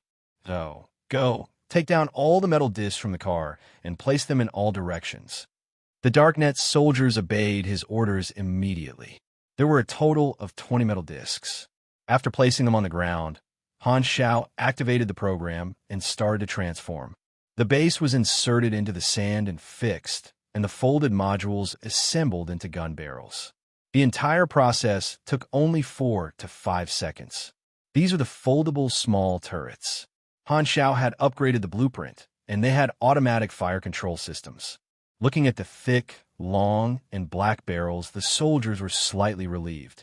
When the swarm of insects was within 400 meters, the 5th-generation Ranger robots and the small turrets opened fire at the same time.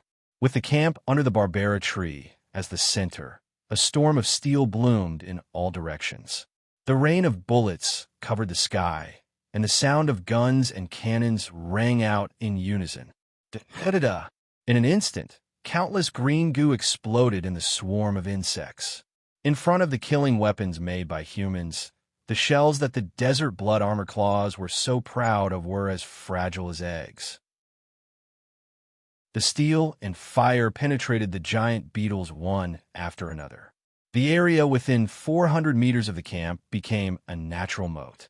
Countless insect corpses were left behind, and the swarm of insects could not move an inch forward. The desert was wet with their blood. After a round of fire, at least 1/3 of the swarm of insects were gone. A few rangers drove out of the camp, equipped with sunworm flamethrowers. The cone-shaped flames swept across the swarm of insects, and the pincers of the desert blood armored claws could not penetrate the platinum alloy armor of the rangers at all. The fierce firepower was a complete one-sided slaughter. This was the violence of a mechanic.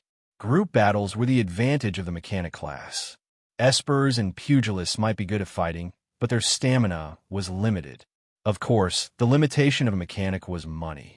This batch of machinery cost millions, and even a max-level player in version 1.0 would not be able to afford it. Furthermore, the cost of ammunition was enough to drain the wallet of any player. Thousands of steel-core armor-piercing bullets were fired every second. Funding had always been a problem for mechanics. Building a mech legion was one of the more powerful combat styles of the mechanic class, but it also cost the most money. When the average strength of the enemy was stronger, they would need machines of higher technology to form a legion, and the cost would increase exponentially. It was very difficult for normal mechanic class players not to use the army style. Even if they sold everything they had to build a legion, the losses in battle would be too much for them to bear. The army style was usually used as a trump card. Han Shao was not worried about funding. After all, he knew how to make money. However, he did not want to use the army style for the time being. He only wanted to build a simple guard group so that they would have enough firepower when necessary. Liu Chao had been holding the assault rifle, ready to fire when the swarm of insects entered the 300-meter range. However, the swarm of insects was always stopped 400 meters away by the rain of steel bullets. He raised the rifle until his hands were sore, but he still could not find an opportunity to fire. This firepower is too strong. Liu Chao looked at the turret beside him that was spitting bullets. The automatic bolt was like a piston cylinder, and the bullet shells were scattered all over the ground. A few even hit his face. Chapter 220. The battle only lasted for 15 minutes before it ended. The waves of steel slaughtered the swarm of insects, and the ground was covered in green liquid. The smell evaporated under the high temperature, making it extremely pungent. The team was unscathed. Everyone looked at Han Shao, who was smoking calmly, and felt very safe. They were worried when they left the shelter. After all, Blue Star had many dangers in the wilderness, but now it seemed that as long as Han Shao was there, there would be no danger. Liu Chao realized that the guards he led had become the targets of protection. He could not help but admire Han Shao. The strong were always sought after. Your mechanical creation has killed the desert bloodshell pincer, LV-15. You have received 10 EXP. If one's own level was too much higher than a monster's level, the EXP would be greatly reduced. One insect only gave 10 EXP, but there were at least 10,000 of them. Han Shao looked at the interface and received more than 100,000 EXP. The hovering helicopter landed.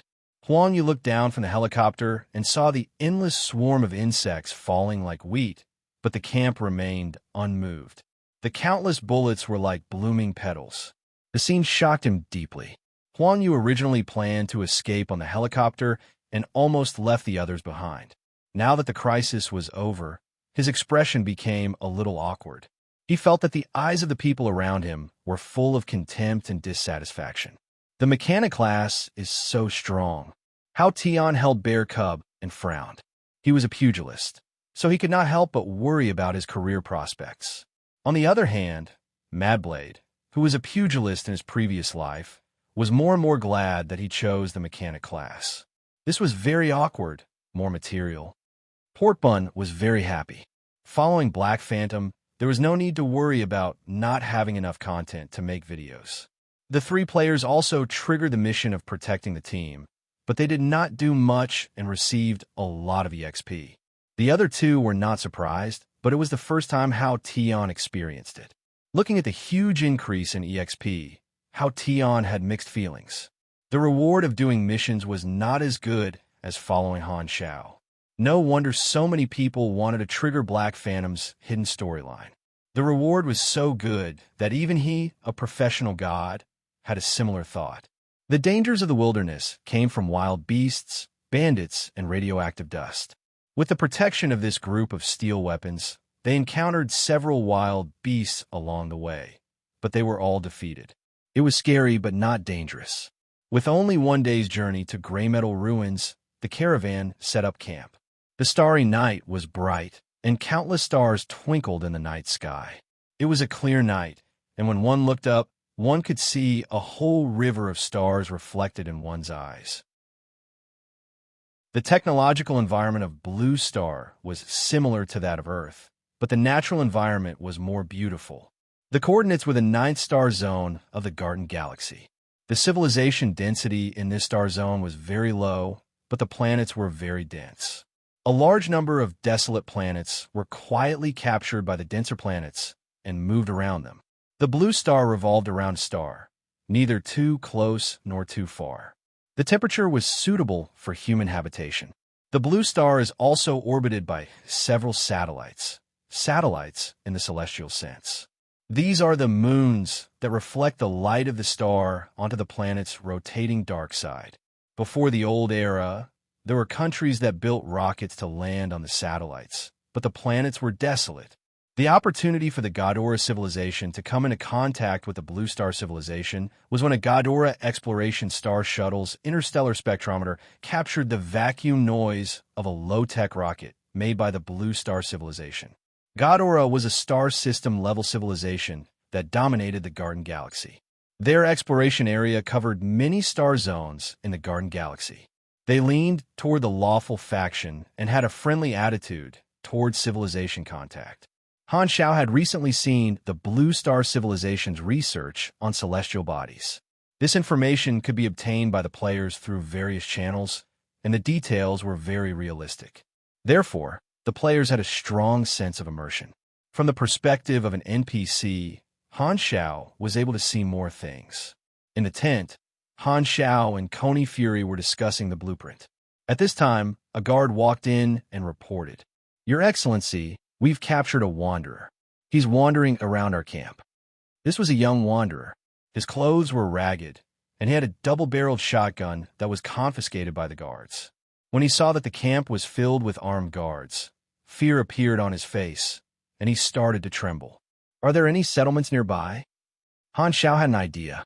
He turned around and asked. Lu Chao looked at the map and said, "There are a few medium-sized settlements." Han Shao nodded and stared at the young man thoughtfully. The young man only felt that the gaze of the man in black in front of him was oppressive, making his legs weak. Without waiting for Han Xiao to ask, he explained in a trembling voice, "I'm a wanderer from a nearby settlement. I came out to hunt and happened to see you passing by, so I wanted to take a closer look." Han Xiao touched his chin and thought for a few seconds. Seeing that the young man was thin and sallow, he said, "Lu Chao, give him some food." The young man was stunned. "Go back and tell the people in your settlement that our group will be building a city in the gray metal ruins. We'll provide plenty of job opportunities and pay them well. If they want to settle down, we welcome them. Tell your chief that I hope they'll move in." The heavy bag of food made the young man come back to his senses. He suddenly showed a surprised expression. He was a hunter in the settlement. Recently, he had not hunted any prey. The people in the settlement could only eat 30% of their fill every day. The food was enough for them to eat a few meals. When he was caught, the young man was very scared. Now that he found that these people were not bad people, he was slightly relieved. He secretly thought about Han Zhao's proposal. Most wanderers did not have enough to eat. If they could exchange work for food, it was indeed very attractive. After sending the young man away, Han Xiao took out the map and said, "The gray metal ruins are very desolate. There are no signs of life within 15 kilometers of it, but further away, there are more than 10 settlements scattered around. Most of them are small, with a total of 2,000 to 3,000 people. Lu Chao, gather some people and bring food to spread the news of us building a shelter." The purpose of a sanctuary was to shelter the refugees in the wilderness, so it was normal to attract wanderers. Huang Yu thought that he saw through Han Zhao's plan. He thought to himself, so he wants to hire wanderers as workers, but still too little. Han Xiao wanted to complete the blueprint of the sanctuary in a month, so he would need at least 100,000 people. This was far from enough. Huang Yu shook his head. He was not optimistic about the 1-month plan. It would most likely fail, but it would not cause any loss to the organization. The only thing that would be damaged was Black Phantom's reputation and face. If he could not fulfill his promise, the other upper management's opinion of Han Xiao would naturally decrease. Anyway, I'll apply to be transferred back to the headquarters after a month.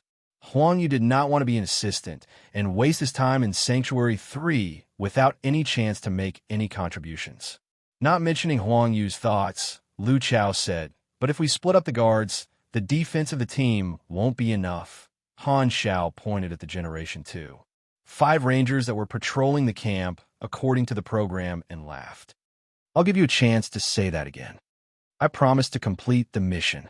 Lu Chao immediately changed his words and stood at attention. The endless gorst wasteland, the brownish-red ground was like solidified blood. Returning to this place again, the scenery was very familiar. Speaking of which, I haven't been back to the base for a long time, Han Xiao thought. The base had always been in standby mode, so he did not use it much. Gray metal ruins, the outline of this abandoned city, appeared in his vision.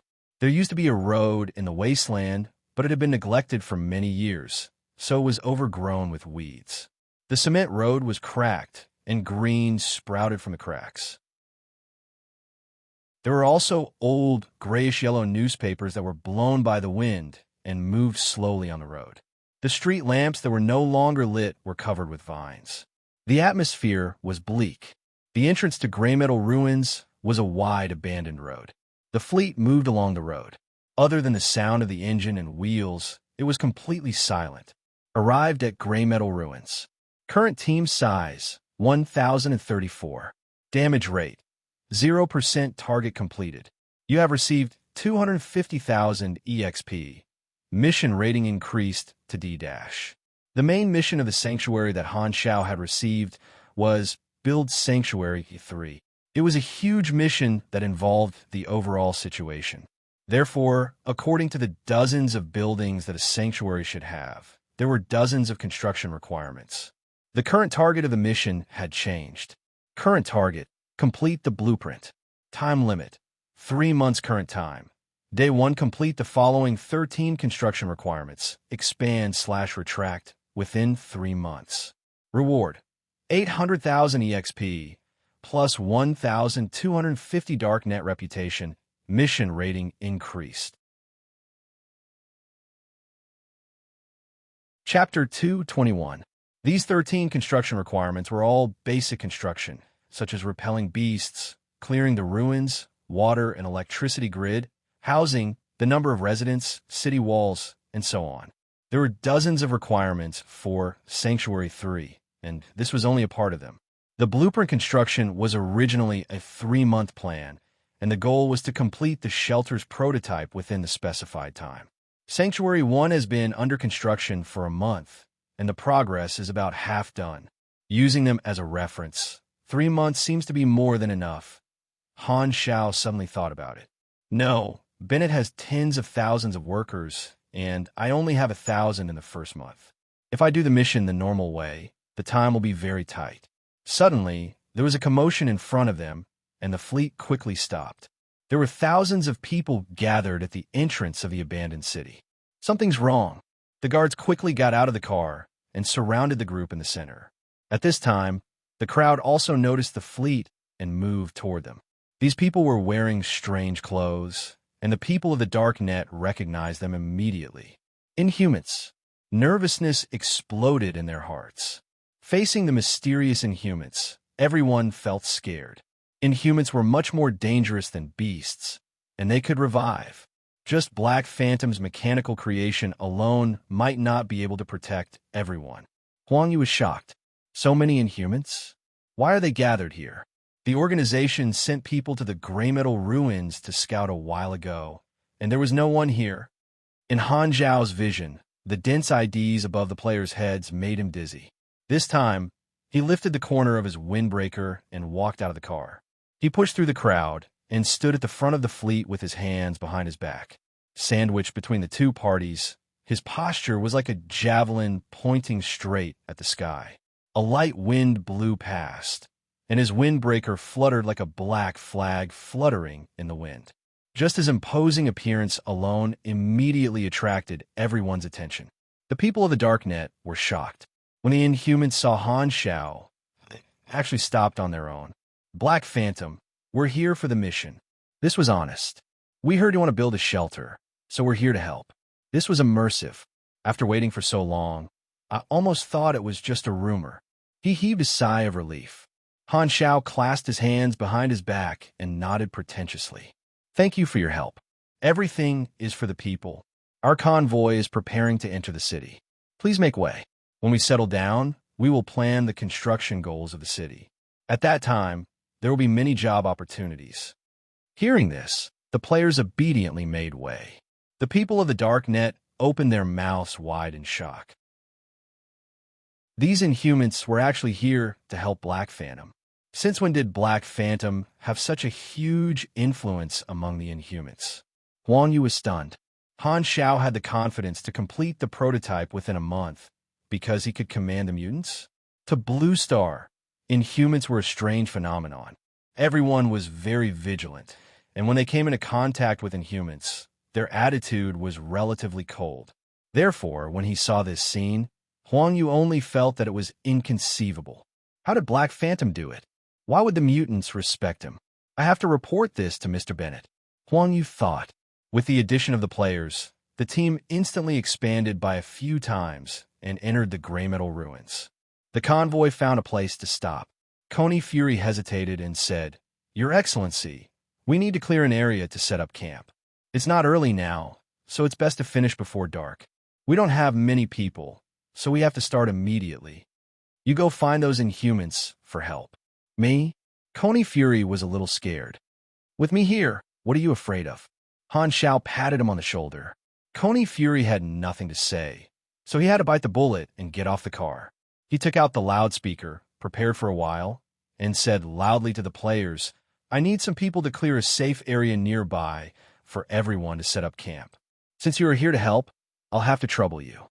These words immediately triggered a quest, and all the players received it.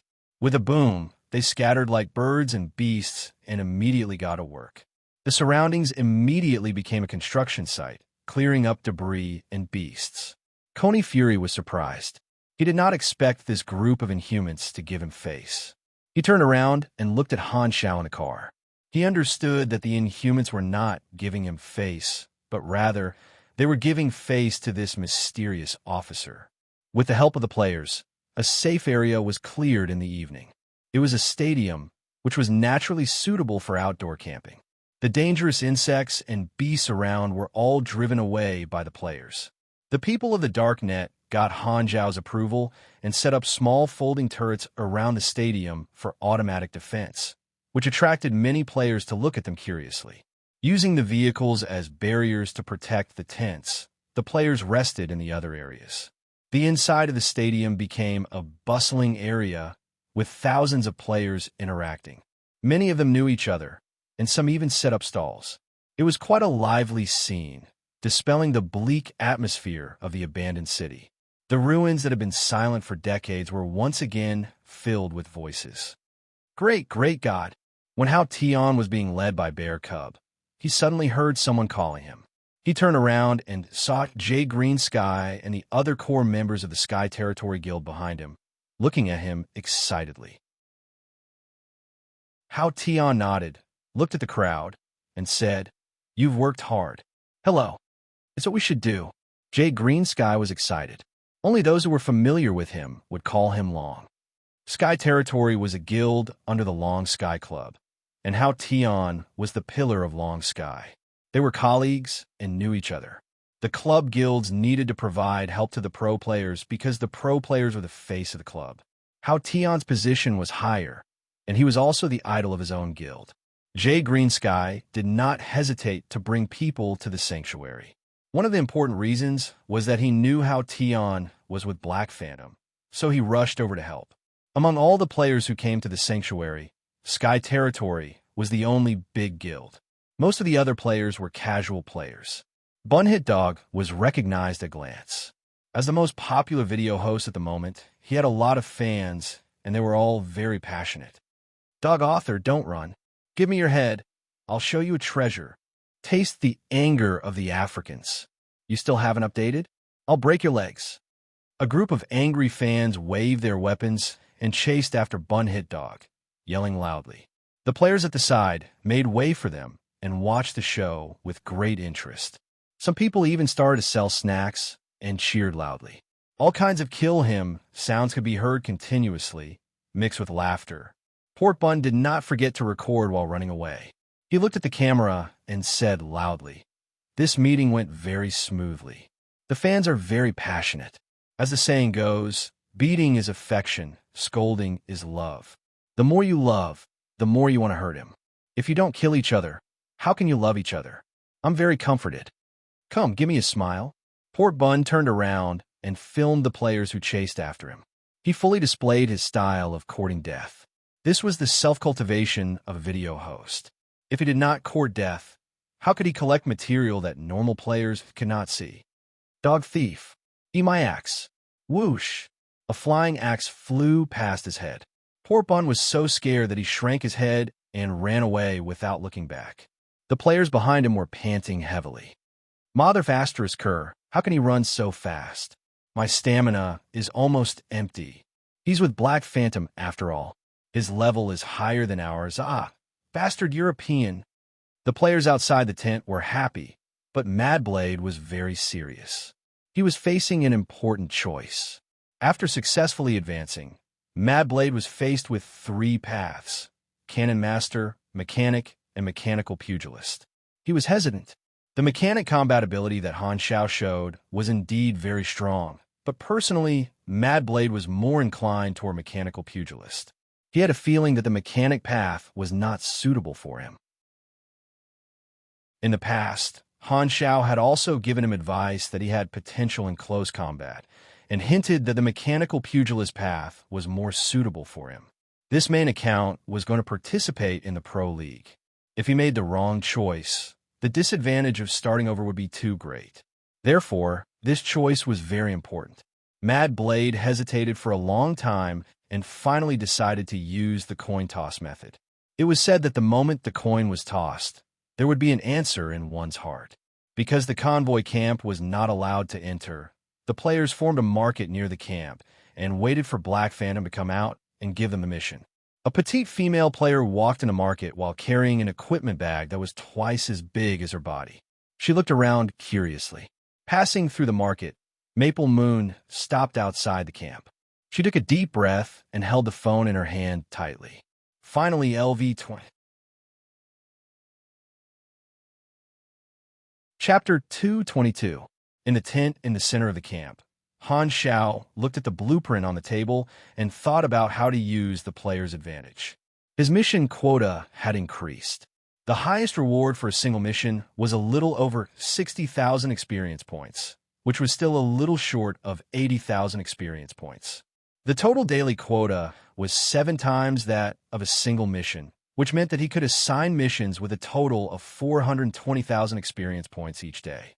He realized that the easiest way to increase his quota was to open up factions and gain favorability. Levels and grades were natural, and legendary points were something that could only be found. The quota did not cost his own experience points. For such a big mission like building a city, his quota alone was not enough. Therefore, Han Xiao thought about it and decided on a way to assign missions. That was to separate the construction of the gray metal ruins into different departments and set up a person in charge. The players could go to the person in charge to receive work, mission, without using up his own quota. Building Sanctuary 3 was a main storyline. If he could assign missions to the players, then logically, the other NPCs in the team could do it too. This should solve the limit of the mission quota. The other NPCs don't have an interface, but since they are part of the city building team, it should be fine to assign missions.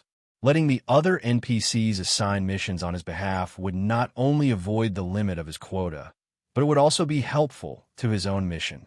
Since the mission he got was a unified one, the final result of the player's construction would be the result of his mission. The difference between the two missions came from their different identities. Han Xiao was the person in charge of the sanctuary, which was his advantage. Han Xiao suddenly had a new idea. If he encountered such a big mission next time, he could replicate this experience and use his advantage as an NPC to get a higher faction relationship. He could then become the mission issuer and use the strength of the players to achieve his goal. This way, I only need to manage the person in charge and can plan the overall situation. I could be a hands-off boss and use my free time to build machinery to reach the 5 purple equipment requirement. Han Xiao nodded to himself. It was perfect that he could do the main storyline and have time for his own development. This was not a trap for the players. The players could also do missions and gain benefits. Their participation in the construction of the city could build a cohesive force. Once the sanctuary was built, all the participants would have a sense of achievement and pride. This is a city built by us players. It was a win-win situation. Han Xiao had a bold idea. Maybe I can turn this sanctuary into something similar to a player's main city. This will have an unparalleled effect on my influence. Everyone who comes to the sanctuary will see my name. After finalizing the details, he gathered the construction team and the guards for a meeting. Where's Lu Zhao? Why isn't he here for the meeting? Han Xiao glanced around. Everyone did not react for a moment. Someone cautiously said, "You sent him out to contact the rogues." "Nonsense, how could I forget?" Han Xiao glared.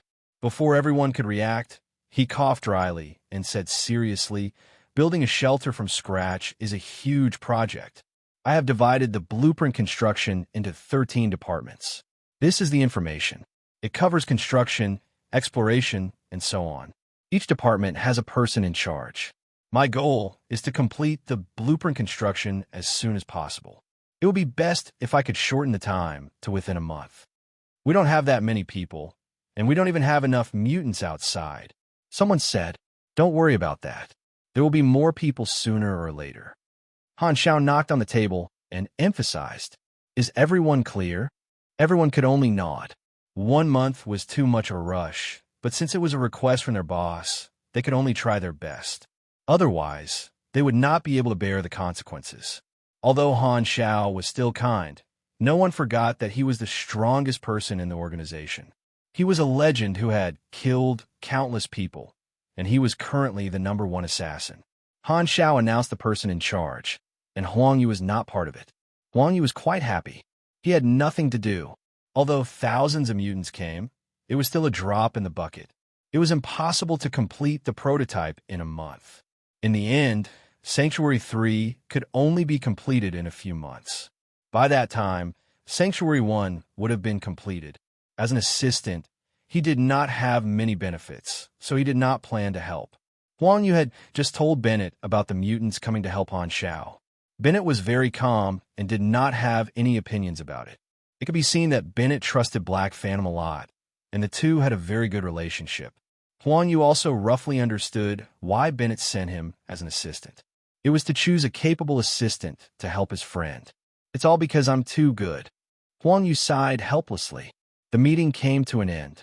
Han Xiao had already explained the affairs of each department clearly. In the end, his face became very serious. He said in a deep voice, "I've said everything that needs to be said. Now, there's a very urgent mission that must be done first." Seeing Han Xiao's serious expression, everyone became nervous. Looking around, Han Xiao said seriously, "Write down the name of the sanctuary first. Remember to use my name." Everyone's tense expression suddenly collapsed. The people in charge of each department left the camp. According to Han Xiao's instructions, they organized the people in an orderly manner. The players who had been waiting for a long time immediately gathered around and chose different jobs according to their preferences, triggering different city-building missions. Grey Metal Ruins was divided into 5 areas: North, South, East, West, and Central. The missions given to the players were also divided into different areas. After receiving the missions, the players immediately formed teams and looked for people to do the missions together. It was even livelier at night than during the day. The first and most important task was to expel the beasts and clean up the ruins. Only then could they carry out the various constructions. With the stadium as the center, the players spread out and scattered to the various areas of Grey Metal Ruins. Gunshots could be heard from time to time. There were many beasts living in Grey Metal Ruins, so the players had plenty of chances to fight. These construction missions could be done repeatedly, and the rewards were quite good. The interface also notified the players that they were building Sanctuary 3. After success, they would receive a huge amount of extra experience, so they were even more excited. Black Phantom Sanctuary 3. The name of this city had Black Phantom in it, so the players had a deeper impression of Han Xiao. The shelter had a person's name on it, and it sounded very impressive. On the first night, the players cleaned up a large area, and the efficiency shocked the people of the Darknet. This was comparable to the speed of 10,000 workers. The players were all supers, so their work abilities were enhanced. With the help of the interface, it was clear what to do with the missions, and their goals were very clear. When the players and the Darknet construction team were in full swing, Han Xiao received a call from Maple Moon. He had left the mission for Maple Moon to find him when she was at level 20. He remembered and brought her to the camp. They had not seen each other for a while, so Maple Moon looked around curiously. Han Xiao also called the other 3 guys over. He was going to give the 4 of them some extra missions. The 4 backups finally met. With Han Xiao's current ability, it was more than enough to train 4 players. Mad Blade and Hao Tian, 2 pro gods in his previous life. Now, one was a mechanical pugilist, and the other was a pugilist. Maple Moon, one of the first mechanics to rise in his previous life. Pork Bun, Beat Dog, a famous video host. The 4 of them had their own specialties and could help in different ways. They all stood in front of Han Xiao and sized each other up. As the only female player, Maple Moon received special treatment. The other 3 nodded to her to show their goodwill. "Ah, so cute." Maple Moon stared at Hao Tian with shining eyes. She looked like she was going to eat him alive. Sweat appeared on Hao Tian's forehead. He stood straight and did not move. He watched as Maple Moon ran into his arms, or more accurately, he hugged Bear Cub and rubbed it lovingly. Bear Cub was confused the whole time. It shrunk into Hao Tian's arms and bit Maple Moon's finger a few times. "Ah, so cute." Maple Moon's eyes lit up. She looked up and begged, "God, can you let me hug it? Be clearer next time." Hao Tian's face stiffened. He could not wait to pass Bear Cub to Maple Moon. He took 2 steps back and felt relieved. Bunhit Dog also came over and reached out to tease Bear Cub. Bear Cub was stupid and cute, and its reaction was always half a beat slower. Its chubby paws kept slapping away the big hands that were kneading its butt. Beside him, Frenzied Sword kept his eyes on Han Xiao, looking like he was waiting for orders at any time. Okay, stop playing with my bear. Han Xiao coughed and interrupted them. I'm building a shelter. You guys go and help. As he said that, he set an extra mission for the four of them. If they completed a certain number of missions from the department heads, they would receive extra rewards. The other players did not have this privilege. These four players were his own people, so Han Xiao was willing to train them. The four of them naturally did not have any objections. They accepted the mission and left. Maple Moon, however, stayed behind and asked carefully, "Can I learn skills?" Han Xiao nodded and opened the interface for her. He could teach these four players any skills at any time. Other than the trump cards, the rest could be used to earn experience. Maple Moon also walked the path of a mechanic, so he could train her as a disciple. Maple Moon was a casual player and liked lifestyle games. It was worth it to train her as an assistant. Han Xiao was not stingy, and he had a good impression of Maple Moon. In his previous life, the great mechanic Han, who was still a newbie, had started playing since version 1.0. He had also chosen the mechanic class, and he had also had the experience of losing repeatedly in PvP battles. At one point, he had given up on the mechanic class, and if it was not because he liked it, he would have changed his account. In the professional arena, in version 3.0, Maple Moon, who participated in the competition for the first time, became a dark horse. She represented the rise of the mechanic class and gave Han Xiao a lot of encouragement. When he was young, he had even been a fan of Maple Moon for a while. Later on, he became more and more skilled and gradually became one of the representative experts of the mechanic class. Although he was not a professional player, the legend of Han Technician spread throughout the game. The players on the forums often discussed the rankings of the players who participated in the Pro League. Han Technician was a hot topic that had not died down for a long time. Han Technician became stronger and stronger, but Maple Moon was like a comet, leaving a mark on the milestones of the game, but quickly falling silent. She only shone in the 3rd and 4th versions. After all, Maple Moon was a casual player, and her PK skills improved slowly. Not everyone was as interested in a game as Han Technician. In the later versions, Maple Moon almost disappeared from the professional scene. It was said that she had terminated her contract with the club. Her light was only left in the memories of the old players. The Maple Moon in front of him was cute and delicate. It was hard to associate her with the figure in his memory. Looking at Maple Moon, who was struggling to choose a skill, Han Xiaoxin had mixed feelings. I wonder what will happen this time. Chapter 223. The Sanctuary was a huge project, and it was always difficult to start from scratch. However, Coney Fury had its ways.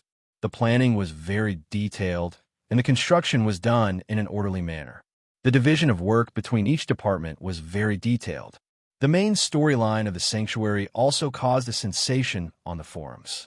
The Expedition War was still brewing, and the Sanctuary became the first big main storyline mission to appear.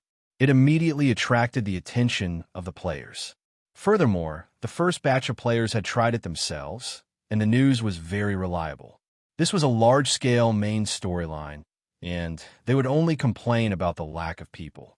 The more people there were, the faster it would be completed. Good Lord, the southern continent instantly became lively. The players gathered their friends and headed to Sanctuary 3 together. It became a huge gathering, and the number of players in the Sanctuary increased like a snowball. There were now a few 100,000 players in Blue Star, and there were more than 100,000 in the southern continent alone. In just 2 days, more than 20,000 players had come to Sanctuary 3 through various channels. Han Xiao and the appeal of the main storyline had ignited the passion of the players. The 1,000 Dark Net members who followed them at the beginning were completely dumbfounded. Countless Inhumans came to help, and they were all called by Han Xiao. They felt like they were in a dream. The influence was terrifying, because the Inhumans did not sleep or rest, and their work efficiency was equivalent to that of several people. These 20,000 Inhumans were almost equivalent to 70 to 80,000 workers, and by the looks of it, there would be more Inhumans coming. It was not impossible to complete the prototype of the sanctuary in a month. Realizing this possibility, the entire construction team was like they were on steroids, and they started construction with all their might. If Sanctuary 3 could be completed before Sanctuary 1, it would be a huge contribution that would shock the organization. In just 3 days, the camp had changed a lot. Simple houses were built, and the Darknet members all had roofs to cover their heads. Huang Yu paced outside Han Zhao's house for a long time before he finally made up his mind and knocked on the door. Creak! The door opened, and Han Zhao's figure appeared. He was wearing a mechanic's uniform and protective glasses. "What's the matter?" Han Zhao's tone was calm. Hearing this, Huang Yu suddenly felt uncertain. He smiled awkwardly and said, "Your Excellency." Without waiting for him to finish, Han Zhao turned around and went back into the house. "Come in and talk." Huang Yu hurriedly entered the door. Seeing Han Zhao pointing at him, he found a place to sit down. With his but close to the edge, he said with a fawning expression, "Your Excellency, I hope to share some of your responsibilities. After all, I am your assistant." As the number of players increased, Huang Yu realized that the 1-month plan really had a chance to succeed. Once it succeeded, Sanctuary 3 would be the first completed example. This contribution was not small at all. Even as an assistant, his name would be recorded in the Darknet's merit book. Huang Yu couldn't sit still anymore. If he missed out on the credit, he would regret it to death. Because of his previous perfunctory attitude, he felt that he had already offended Han Zhao, so he didn't assign any tasks to him. If Han Zhao complained to Bennett again, this credit would be completely lost to him. Originally, he was quite happy that he had nothing to do, but now he was anxious. He only wanted to join the construction as soon as possible. That was why this scene happened. He shamelessly went to Han Zhao's door to make up for his previous disrespect. Han Zhao ignored him. Seeing Huang Yu sitting on pins and needles, he slowly said, "You don't want to do anything, right? I understand my subordinates and gave you a break. Were you not satisfied with? What were you talking about? I am your assistant. I can also contribute my abilities." Huang Yu wiped his sweat with a sincere expression. Han Zhao crossed his arms and looked at Huang Yu meaningfully. He didn't say anything. Seeing this, Huang Yu's heart kept sinking. He felt that this credit was going to be lost. Unexpectedly, Han Zhao turned around and picked up a stack of documents. He threw it into his arms and said, "These are the construction progress of the sanctuary. Help me organize it and report to me if there's anything." Huang Yu held the documents and immediately stood up. "Don't worry, I will handle it well. Go." Han Zhao waved his hand and went back to work in front of the lathe. The excited Huang Yu walked out of the house and let out a sigh of relief. Black Phantom naturally understood the potential of Sanctuary 3, but he didn't care about the past and was willing to let him join in to share the credit. This made him very grateful. Compared to his previous perfunctory attitude, Huang Yu couldn't help but feel ashamed. He was obedient to Han Zhao in his heart. Han Zhao had thought it through very clearly. There was no need to make a bad assistant.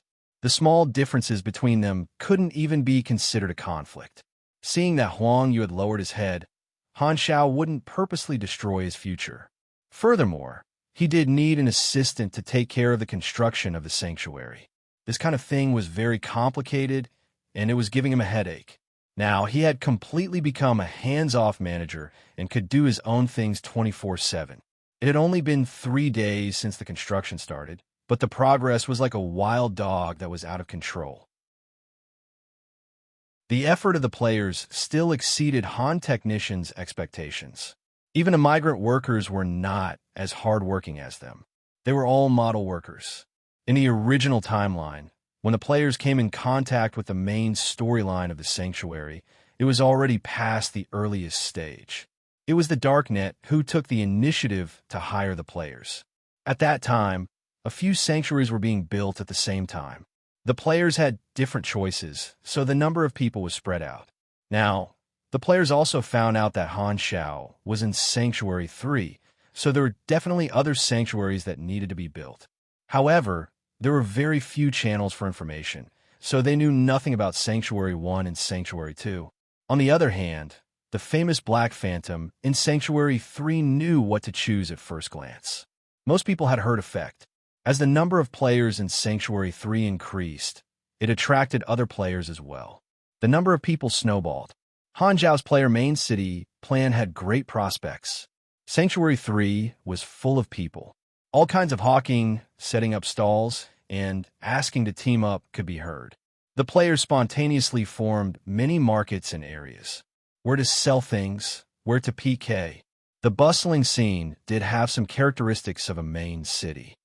Even the players from the Six Nations had abandoned the expedition gathering and came here to build a city. The expedition mission had a level requirement, and since it had not started yet, some players chose the easier sanctuaries. Han Xiao felt a sense of accomplishment, as if he could raise his arms and call for help. Looks like my image building plan is very successful. Han Xiao was very satisfied with the players' reaction. He also paid attention to the reaction of the forums and the darknet. The incident in Sanctuary 3 not only affected the players, but also in the eyes of the Blue Star organizations, it was another shocking scene. The issue of Inhumans had always been highly concerned. When the Six Nations found out that Inhumans were gathering in southern continent, they were confused after investigating the situation. Why was Black Phantom so influential among the Inhumans? How could he command the Inhumans? What was the relationship between the two? All the organizations were on high alert. The danger level of Black Phantom had increased to another level. The Darknet was the first to receive the news. Bennett was also shocked by the scale of the situation. He remembered that Han Xiao had said that he would surpass Sanctuary 1's progress in a month. It turned out that he was not joking. Looking at the progress, there was a real possibility of success. Bennett was not shocked, but happy. As long as the sanctuary could be built, it did not matter who came first. They had all contributed. He did not doubt the people he used, so he would not ask how Han Xiao got the help of the Inhumans. However, the Darknet executives felt a chill down their backs. They did not know if it was a blessing or a curse to have such a strong colleague. West of Sanctuary 3, Clock Tower District. The landmark of this area was a huge clock tower covered in vines. At this time, it had already become the player's stronghold. Nearby was a huge square. There was a dried-up river that separated the southeast, and the bridge was broken. A little further away was a cluster of low factory buildings. This place was originally a mixture of residential and industrial areas. Around the clock tower, the prototype of a factory had been built. There were a lot of building materials and generators inside. The terrain was open, so it was suitable to build a power station to provide energy for the sanctuary. There were hundreds of players cleaning the ruins and chasing away the beasts. A team of 5 players was trekking in the drainage pipe of the river. It was pitch black, and only the light from the flashlights could be seen. It smells a bit bad here. A player covered his nose. They said that they want to set up a power grid, so they need people to check the situation in the drainage pipe to see if there is any danger, another person said. No wonder no one wants to do this mission. It's too dirty. A person seemed to be obsessed with cleanliness and walked carefully. After a few decades, the drainage pipe was still damp. There was a clear adsorption feeling on the ground, as if the damp and rotten soil had turned into a sticky foreign substance. The team of players walked a few steps forward. Suddenly, they heard a gasp from the depths of the darkness. It sounded like a wind tunnel. Something's wrong. The players were shocked. Just as they were about to move, they realized that they could not move. A notification appeared on the interface. You have been affected by the Advanced Beast Intimidation Aura. You have entered the fear state. What is this? Their faces changed. Rumble, the ground shook violently. A black shadow that filled the entire tunnel rushed toward them like a wall. With a bang, the team of players flew in all directions as if they were hit by a train. They slammed into the walls of the tunnel and died instantly. Although they were not the first batch of players, they were still people who had reached LV-15. Just one hit was enough to send them back to life. The damage was at least 200 to 300. The black shadow was not alone. Behind it, there was a series of black shadows of the same size. After killing the intruders, they did not stop. They rushed out of the tunnel directly and exposed themselves to the sun. Like angry tanks, they rushed onto the ground and went straight for the most eye-catching tower clock. The players who were resting at the tower clock saw the sudden change. They all stood up to intercept the black shadows. However, those who blocked the way were all killed by the black shadows and sent flying. Like a hot knife through butter, no one could stop them. A large group of black shadows ran over the players and crashed into the power plant that was under construction. With a boom, there was an explosion. The black shadows did not stop and crashed into the tower clock. The ground trembled. The tower clock spurted out a large amount of dust and made a tearing sound. It was like the cry of a dying person in despair. It collapsed with a boom. The commotion here had shocked the entire city.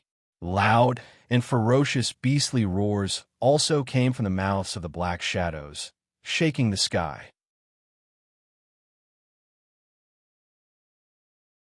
Chapter 2:24.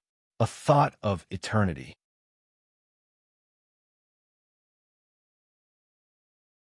Chapter 2:25. An hour later, the fire spreading in the clock tower area was extinguished. There were scorch marks everywhere. The power plant under construction was destroyed, and the collapsed clock tower was in ruins. The area was in a mess, and the cleanup mission was increased. A cordon was set up nearby, and Huang Yu was commanding at the scene. Fortunately, there were players cleaning up the ruins, so the situation was still stable. Thousands of players gathered in the distance, looking at the broken scene in shock. A series of cracked footprints were left on the brick ground by the group of black shadows. Their feet had 3 claws, and their shape was long and thin. No one knew what kind of creature it was. At this time, the group of black shadows had retreated to the river channel and disappeared. That was obviously their nest, and no one dared to provoke the group of unknown monsters for the time being. What kind of beast can cause such a commotion? The monsters we encountered in the past few days were only LV-10 or LV-20. I thought there were no powerful monsters, so they were hiding here. I heard from the people at the scene that their detection results were all question marks, and the danger level was extremely lethal. Oh, that's at least LV-40. Let's wait and see. We'll probably have to do the mission soon.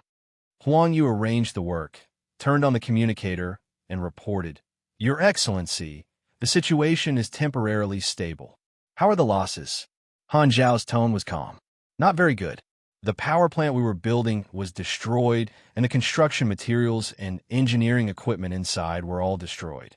Han Xiao gritted his teeth. He had expected this. Since the sanctuary was the main storyline, it was very likely that there would be twists and turns. Accidents really did happen. He did not expect that there were powerful monsters hidden in the gray metal ruins. The loss of the construction materials and engineering equipment was secondary. If there was no way to deal with the beasts, it would greatly delay the construction. What kind of beasts are they? We're still investigating, but they're hiding in the drainage channel. We don't know anything about that place, so it's very dangerous. Wait for me.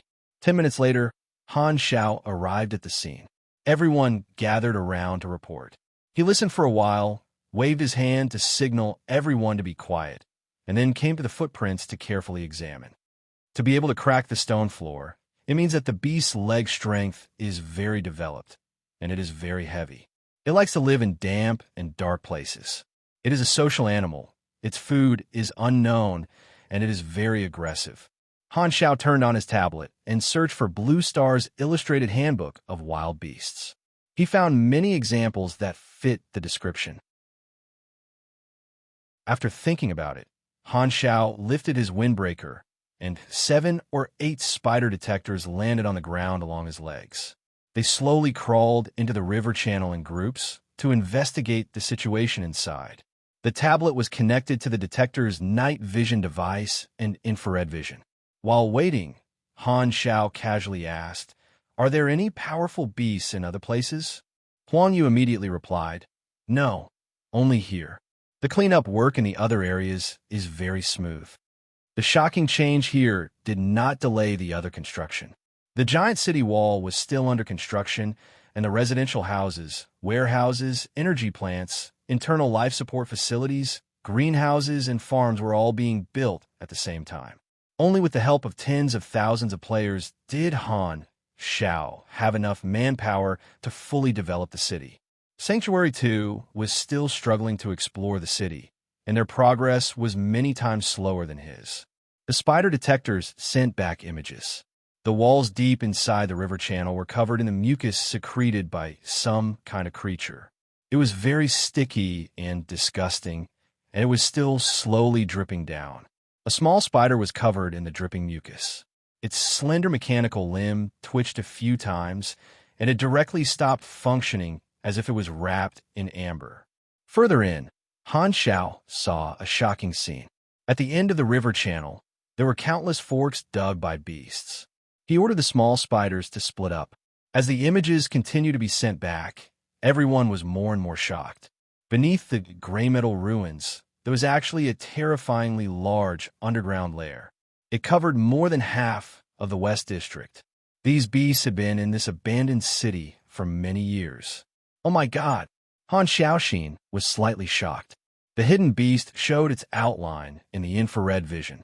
Han Xiao quickly flipped open the beast illustration handbook and finally locked onto the target this time. Its scientific name is Nigoro Shadow Viper, also known as Shadow Stalker Viper. It is an oviparous animal with 6 legs and 3 claws. Its entire body is covered in a chitin shell, which is divided into head, torso, for limbs, and a long tail. It can reach up to 4 meters in length when fully grown. Claws, tail swings, and bites are its most common attacks. It can secrete a corrosive mucus from its mouth and excrement, which is used to dig its nest. Other than the fact that it did not have a facehugger, this thing was very similar to Xenomorph. Han Xiao compared it to the database of Viper and found that the life force signal of the Shadow Stalker Viper was around level 40. To the current players, every one of them was a mini boss level monster, roughly estimating that there were more than 1,000 Shadow Stalker Vipers in the nest, which was a huge hidden danger for the sanctuary. If they were not eliminated, accidents like today would keep happening, and it would delay the construction of the West District. Han Xiao suddenly found something strange. Shadow Stalker Vipers like hot environments. Weird, this is a flat area, so it should be cool and humid underground. Why would it attract Shadow Stalker Vipers? Could it be there's an abandoned reactor or high-energy waste underground? He thought to himself and felt that it was best to let the players detect the radiation density. If he guessed correctly, a Shadow Stalker Viper horde would have a wild boss-level Beast King, and only he could deal with this thing. The complex terrain of the nest was the Shadow Stalker Viper's home field. Han Xiao did not want to deal with an entire horde alone. Even with the mechanical guards, he would suffer heavy losses. The players should be able to kill a normal Shadow Stalker Viper with numbers. Since there were players, he had to make the best use of them. Speaking of which, the Shadow Stalker Viper's carcass and eggs are a kind of potion material. Han Zhao's eyes sparkled as he came up with a plan. At this time, Huang Yu was actively giving suggestions and said, I think we can use a large amount of explosives to destroy the underground cavern and cause a landslide to flatten the Shadow Stalker Viper's nest, which will cause the ground of the West District to collapse. However, this is an abandoned city, so it won't be a big problem if it collapses. We can use it for innovation. Good idea. Han Zhao's eyes sparkled. He always liked to maximize the benefits within his ability. Directly blowing up the nest of Shadow Stalker Vipers would be a waste. However, Huang Yu reminded him that the Shadow Stalker Vipers would attack violently when disturbed. This was a good way to lure them out. He could set up a trap in advance and give them a head-on blow. He was a man of action. He gathered all the Generation 2, 5 rangers that were patrolling around the river channel, and asked the people of the Dark Net to move the small cannons over. He then arranged them into a formation and aimed them at the river channel. Go in and put in a flashbang. Han Xiao gave a mission to Madblade. Madblade did not say anything and directly rushed in. He did not even bat an eyelid. Minutes and seconds passed. Everyone held their breaths and was very quiet. Occasionally, there would be players who were watching from afar, whispering to each other and staring at the battlefield. The fierce roar of a beast broke the long wait.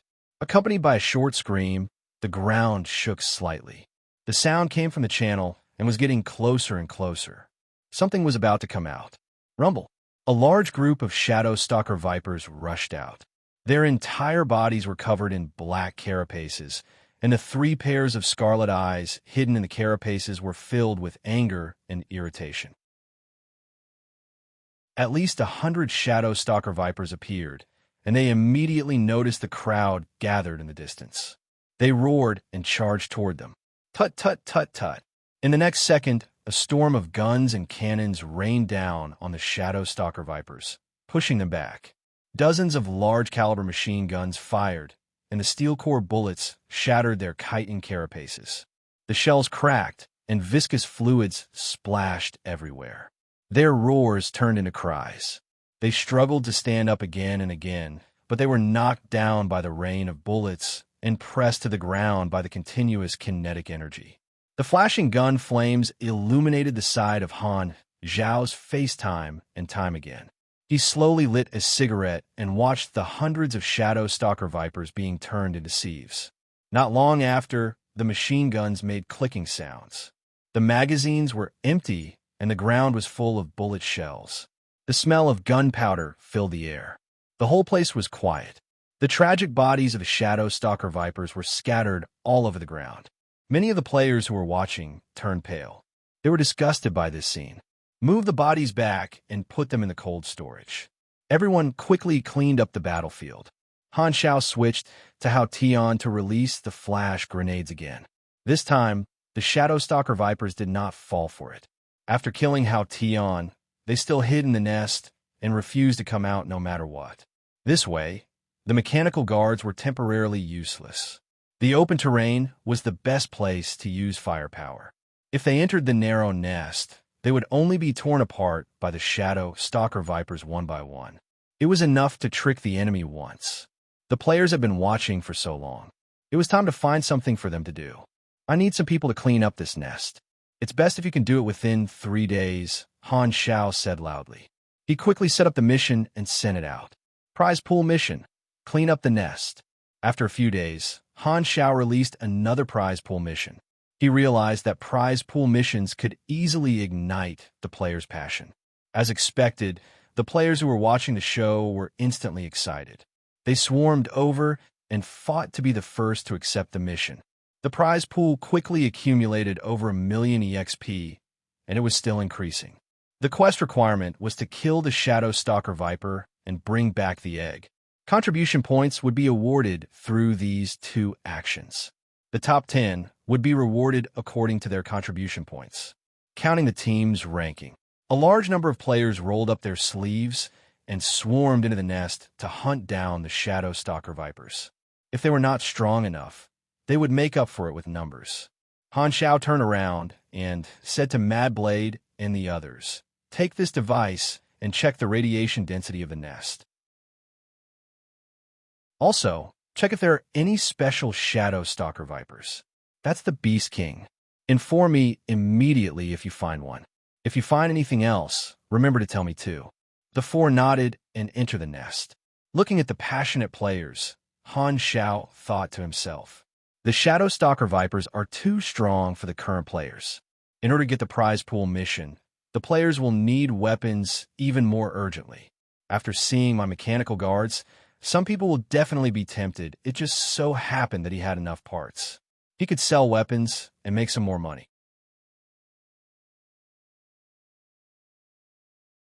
Chapter 226. However, Han Technician never made deals that would incur losses. His price was very high, and most players could not afford his equipment. He immediately thought of the weapon rental business. Renting out his weapons would be a long-term business with small profits. However, Han Xiao quickly dismissed the idea. If the players damaged their weapons, I would have to pay for it. Some players might even steal my equipment. The rental business is not mature before I can guarantee that the weapons can be retrieved in perfect condition, Han Xiaoxin thought. Concentrated gunshots rang out in the underground nest in the west side of the city. There were also muffled explosions on the surface, causing the ground to tremble slightly. While the players were hunting the Shadow Stalker Vipers, the people from the Dark Net were not idle either. Based on the images from the detector, they outlined the map of the underground nest and marked out the nest area on the surface. Your Excellency, the Shadow Stalker Viper's habits are a bit like ants, Huang Yu said. The nest is complicated and can be roughly divided into two parts, the core area and the active area. The active area takes up 95% of the area, and we're still searching for the core area. We haven't confirmed its location yet. Han Xiao nodded. If he was not wrong, the Shadow Stalker Viper Beast King was in the core area. The Beast King was estimated to be between level 50 and level 60, so it should be a boss. This was the difference in levels. The current players could not kill it even with the number of players, so Han Xiao had to deal with it himself. When he found the core area, he would be ready to attack. The nest was the Shadow Stalker Viper's home ground. On the first day, the players spread out and advanced slowly. Most of the players were beaten to a pulp. It was their first time facing a high-level monster, so the novice players' hearts were destroyed. Han Xiao did not keep an eye on the west side of the city. This was just a small episode in the shelter's construction. He patrolled the construction of the other areas and fulfilled his responsibilities as the person in charge before returning to the workshop to continue building machines. The class change requirement was 5 purple equipment. Now, the composite compounded magnetic chain split blades, iron fist, mounted heavy mechanical arm, and small maneuvering devices could all be made into dark blue quality equipment. As long as they performed well, they could be made into purple equipment. Failed products that did not reach purple equipment filled up half of the room. Only the wealthy Han Xiao dared to burn money like this. In the evening, a player finally came to visit. Jay Green Sky brought a group of team members with him, expressing his intention to purchase equipment. At this time, a large number of players were living in the sanctuary, and it almost looked like a main city. Players could be seen everywhere asking to form teams to do missions, and many mechanic class players had set up stalls to provide repair, manufacturing, and strengthening services. Maple Moon would also set up stalls to kill time. These mechanic class players obtained the blueprints of some low-end machines through knowledge synthesis. They all had their own characteristics, and most of them were gunpowder weapons. The prices of the mechanic class players who set up stalls were very low, so most players who did not have much money were willing to patronize their business. However, Han Xiao did not bother to do such low-level physical labor. To him, it was a waste of time. He was on the high-end route, and the quality of his products was far better than the players. He also had all kinds of blueprints that the players did not have. No one could replace him, so there was no need to compete for business. You want to buy equipment? Han Xiao put down the parts in his hands. Jay Green Sky hurriedly nodded. Sky Territory had accepted the prize pool mission and was expected to get a higher ranking. However, other big guilds had come to the sanctuary a few days ago, and they were all strong competitors. Therefore, Jay Green Sky wanted to find another way and buy Black Phantom's equipment. When the open beta started, Jay Green Sky had already bought a lightweight mechanical arm. Until now, it was still his main battle weapon, so he was very confident in Han Xiao's products. Han Xiao pondered. In order to match the increasing strength of the players, he put up some new machines. Han Technician now had 230 million EXP on his interface, which was an astronomical number. Therefore, he was very confident and spent some EXP to get a lot of new blueprints. He had a lot of variety in his inventory. After thinking about it, he also put the Iron Fist mounted heavy mechanical arm and the small maneuvering device on the shop interface. These two machines had a backlog of many failed products, blue equipment, and he had no use for them. So he took the opportunity to get rid of them and make good use of them. However, he did not sell the compounded magnetic chain split blades. This thing could be considered as one of the early divine weapons, and Han Xiao did not want to sell it to the players casually. As soon as the shop interface opened, the people of Sky Territory gasped. The dazzling array of products made their hearts pound, and everyone's eyes lit up.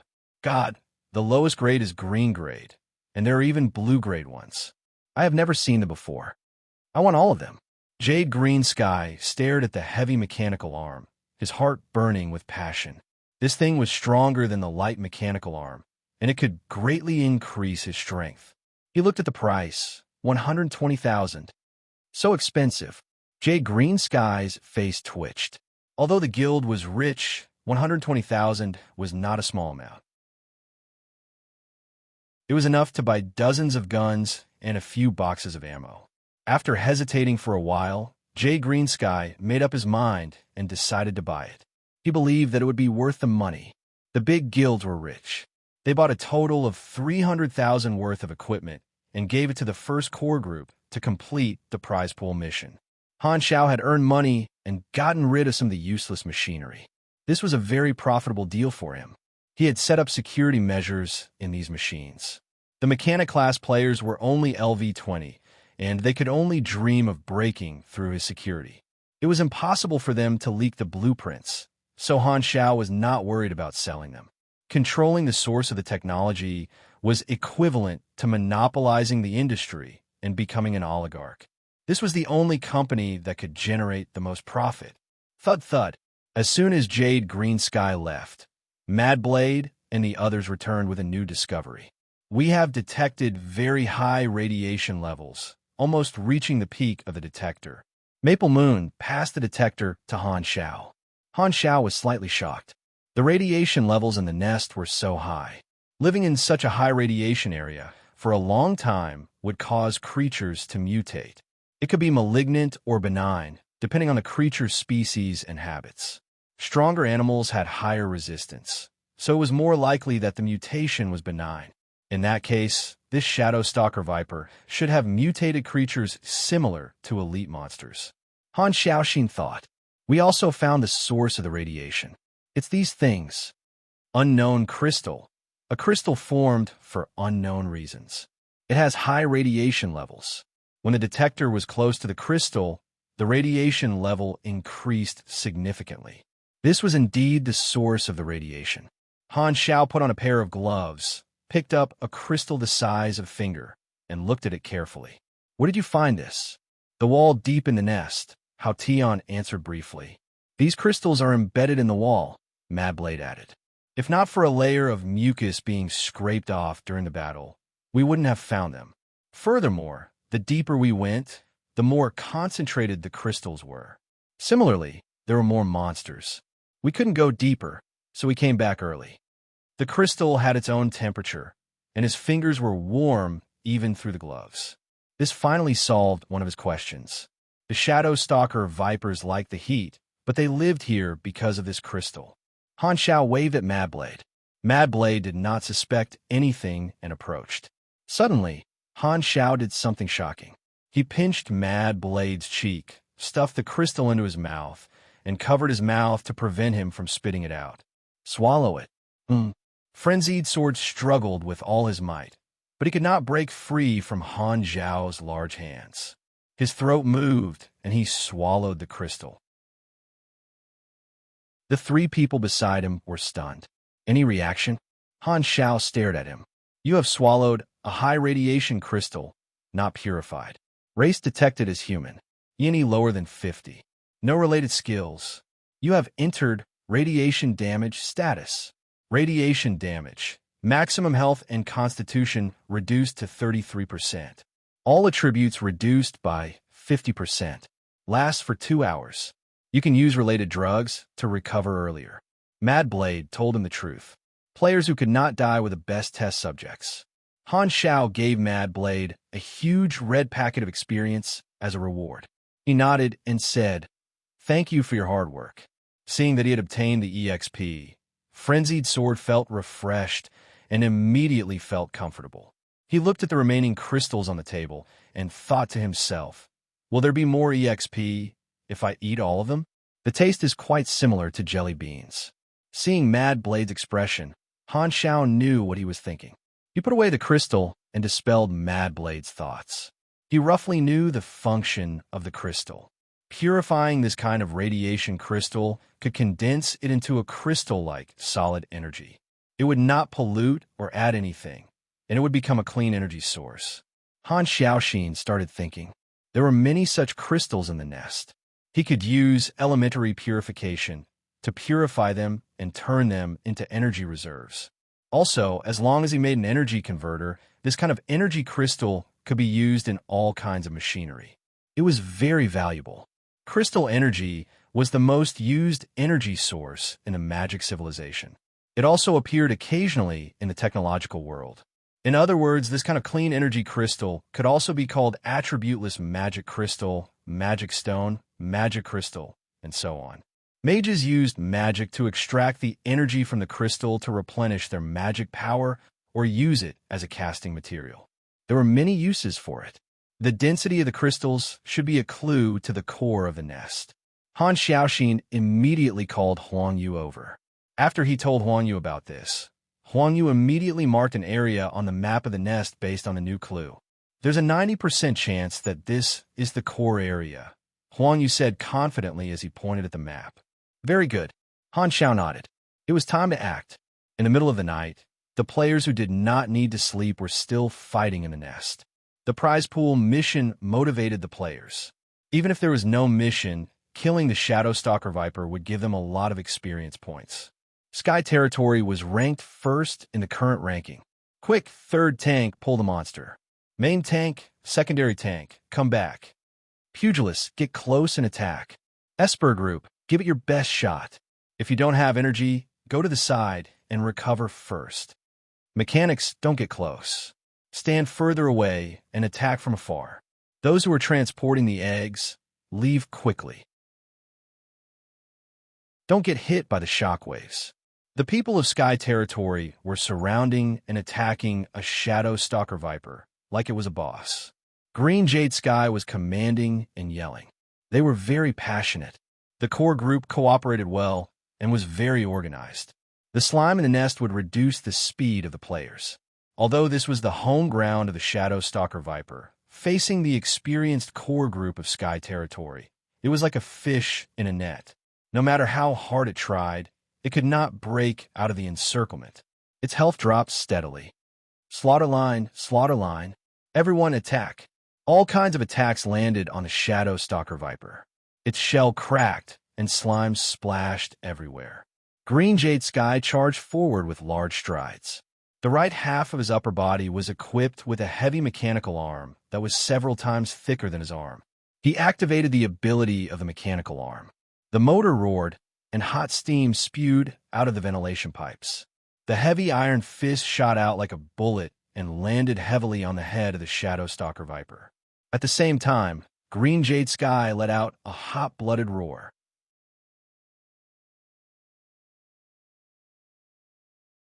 Chapter 227. The iron fist hit the chitin's shell. The skull of the Shadow Stalker Viper cracked, and its HP dropped to 0. It let out a painful scream and died on the ground. The air in its lungs was squeezed out from its mouth and nose, and its body that had swelled up due to anger started to relax. Jay Green Sky took a deep breath and looked at the damage output ranking. He was number 1 again. The attack power of the heavy mechanical arm was hard for players of the current level to surpass. Furthermore, the heavy mechanical arm had high defense and could be used as a tank-to-tank monsters. There were a few times when the team was almost wiped out, but Jay Green Sky saved them all. When other players were wiped out, they did not die even once. Therefore, their contribution points increased steadily, and they were ranked number 1. This weapon was worth it. Although Black Phantom's items were expensive, they really got what they paid for. Jay Green Sky was very happy. How could you call out the name of the move? How embarrassing, President. How old are you? The vice captain complained. I like to call it, none of your business. Jay Green Sky was speechless. Why are you playing the pugilist class if you don't call out the name of the move? The carcasses of the Shadow Stalker Vipers and the eggs were both contribution points. The team members started to clean up the battlefield. Woo! Suddenly, the sound of wind whistling came from afar. Something was approaching quickly. A black shadow flashed past the crowd and created a strong wind. It almost made all the people in Sky Territory fall. It was so fast that their retina could not catch it. No one saw what it was. What was that? It was gone in a flash. Jay Green Sky looked in the direction where the black shadow disappeared and said in surprise, "That seems to be deep in the nest." Everyone was surprised and looked at each other. Let's go and see. The nest was full of slime that reduced speed. After chasing for a while, the black shadow was long gone. The Sky Territory players were a little discouraged. Stop chasing. We can't catch up. Wait, what was that? Someone noticed something strange. The flashlight shone over, and a pungent smell rushed into their nostrils. The carcasses of the shadow stalker vipers filled the tunnel and went deep into the darkness. It was a shocking scene. The carapace that the players had to put in a lot of effort to penetrate was now like an eggshell that was easily crushed. The corpses were all fresh, which meant that in the short time that they had been chasing, the black shadow had taken care of all the beasts blocking his way. The level 40 beasts did not hinder him at all. Everyone immediately thought of Han Xiao. It was Black Phantom who just passed by, right? The monster that we've been fighting for so long was easily killed by him. He's definitely a max-level character. The information that players received when they investigated Han Xiao was always extremely lethal, and the rest was always a question mark. There had always been people guessing his strength level, and now that they had a personal comparison, they immediately had a more concrete understanding. He was definitely one of the Blue Star's top fighters. Jay Greensky was suddenly delighted. He cleared a path for us to follow. Han Xiao, dressed in a black battle suit, quickly shuttled through the nest, following the route indicated by the tactical display screen. Swoosh! 2 shadow stalker vipers jumped out from the darkness, but the mechanical suit's radar had already detected their life signals and heat. Han Xiao did not dodge and instantly activated power mode. The biochemical muscles under the armor bulged, and a strong force went through his fists toward the shadow stalker vipers. A head-on clash. Bang. Crushing strength. The carapace exploded, and sticky liquid splashed everywhere. Screams sounded beside his ears. The struggling claws landed on the mechanical suit, but only a spark was created on the exterior armor. Han Xiao did not stop. He brushed past the 2 beasts, threw a few punches in an instant, and killed the 2 beasts on the spot.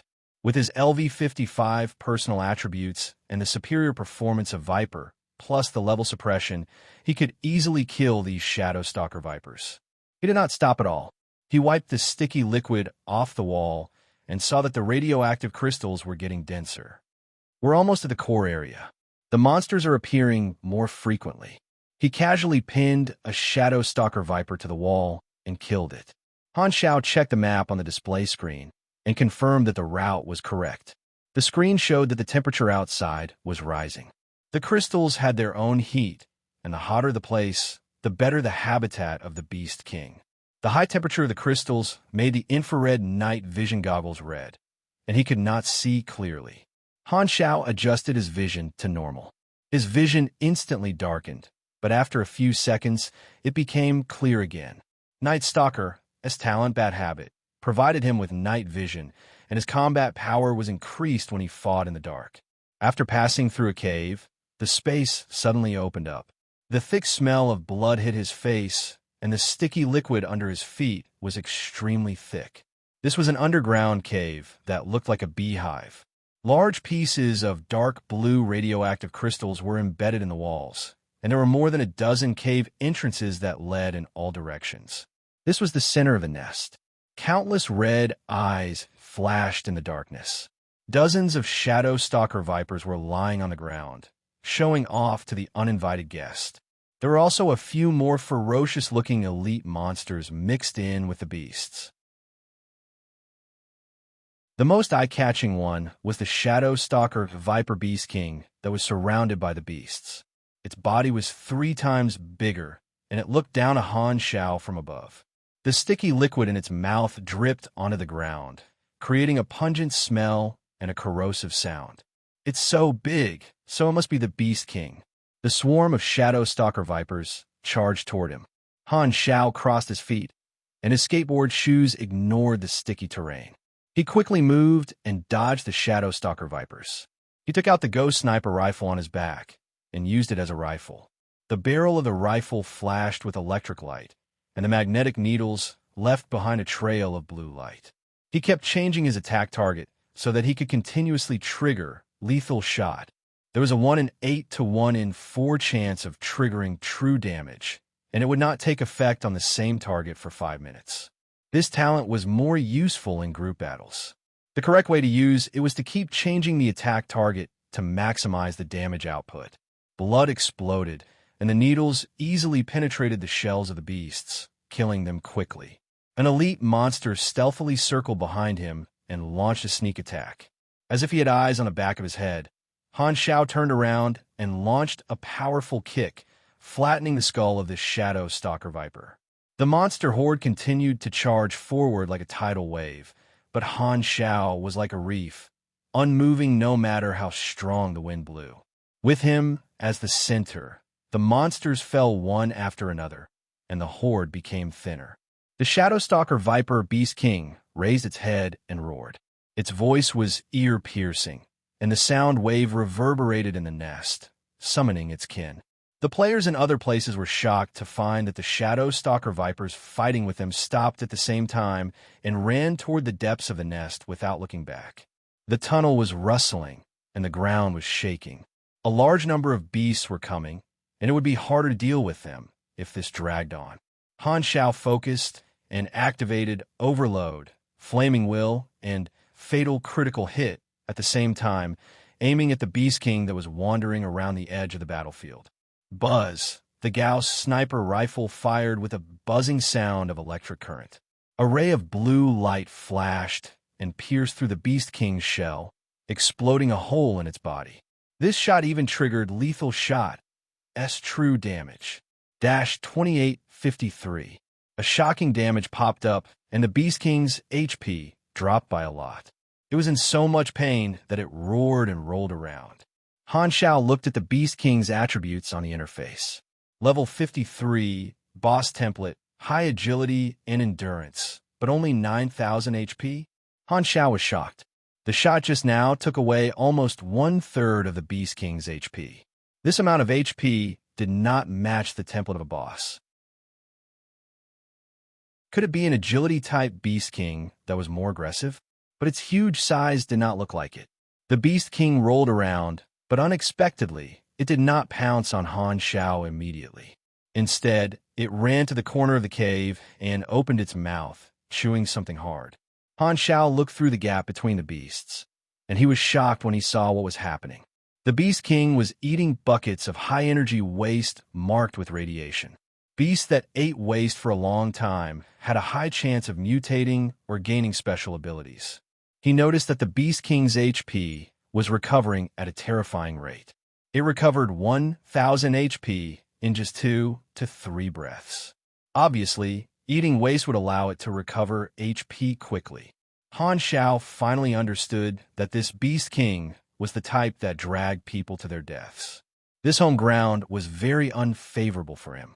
He took a deep breath, and the air passed through his lungs to increase the oxygen content of his blood, adjusting his condition to the best. Then, he jumped high into the air, crossing the beasts in an arc, and smashed into the back of the Shadow Stalker Viper Beast King with great momentum. The two of them rolled into a ball. Without waiting for him to stand up, Han Xiao bent his knuckles, popped out his fingernails, and stabbed them into the Beast King's shell. At the same time, he activated the Thermal Incisor Gauntlet to melt through the shell. Suddenly, the sound of wind approached, and the Beast King's tail whipped him from behind, almost sending him flying. He could feel the huge force through the mechanical suit, and its durability dropped a little. Han Xiao focused and shouted. The bonfire reaction furnace on his back shone brightly, and he pushed the Beast King into the wall with both arms and legs at the same time. With a boom, it was as if the earth was shaking. Stones fell like rain. The man and the beast crashed into the wall and fell into the tunnel on the side. The Beast King roared and wanted to return to the nest to recover HP, but Han Xiao grabbed it tightly and dragged it out. He poured energy into the compounded magnetic chain, split blades on the back of his hand. The blades floated and rotated at high speed, cutting open the Beast King's shell, revealing the dark purple flesh inside. The battle was like two beasts of the same size colliding. The sound was terrifying, and the walls collapsed one after another. The entire nest began to shake and was about to collapse. The players were shocked, and hurriedly ran away. Run, we're going to be buried alive. This is demolition. Jade Greensky followed the crowd and ran a few steps. Suddenly, he realized something. No, we can revive. Now is the chance to kill monsters and gain contribution points. As soon as he finished speaking, the wall on the side exploded. Han Shao pushed the Beast King over. Jade Greensky was in the way and was instantly flattened. Ah, guild leader, you died so tragically. The deputy leader of the first team held his head with a face full of fear.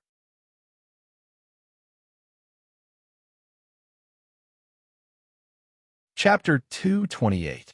The sticky liquid splashed out, but it could not damage the corrosion-resistant mechanical suit. The Shadowstalker Viper Beast King's shell cracked open, and blood and sticky liquid leaked out. It looked horrible. After being beaten up by Han Shao on the ground, its health dropped steadily. The beast swarmed forward like crazy. Han Shao used the Beast King's body as a shield and dodged most of the attacks with his agility. The vision on the tactical display was spinning. Normal people would feel dizzy after just a few glances, but Han Shao was already used to it and was in good condition. Every punch and kick carried a tremendous amount of power, and the surrounding terrain was swept away by a hurricane. It was a complete mess. Viper provided a performance bonus, and his basic combat skills were all maxed out. His melee attack was above average, and the Beast King could not eat waste to recover its health. Its health quickly reached the killing line. Han Shao channeled his energy, and the compounded magnetic chain split blades circled around his forearm, forming a cone that spun at high speed. Like a drill, it drilled into the Beast King's skull. The screams were automatically filtered out by him. He grabbed his wand so that he would not be thrown off by the struggling Beast King. He activated the sunworm and sprayed it at the bloody Beast King's brain. The burnt smell of roasted meat filled the air. The Beast King's body tensed up like a fish on land. You have killed Shadowstalker Viper Beast King, LV-53. You have received 132,000 EXP. As soon as the Beast King died, the surrounding Shadowstalker Vipers roared and charged forward without any fear.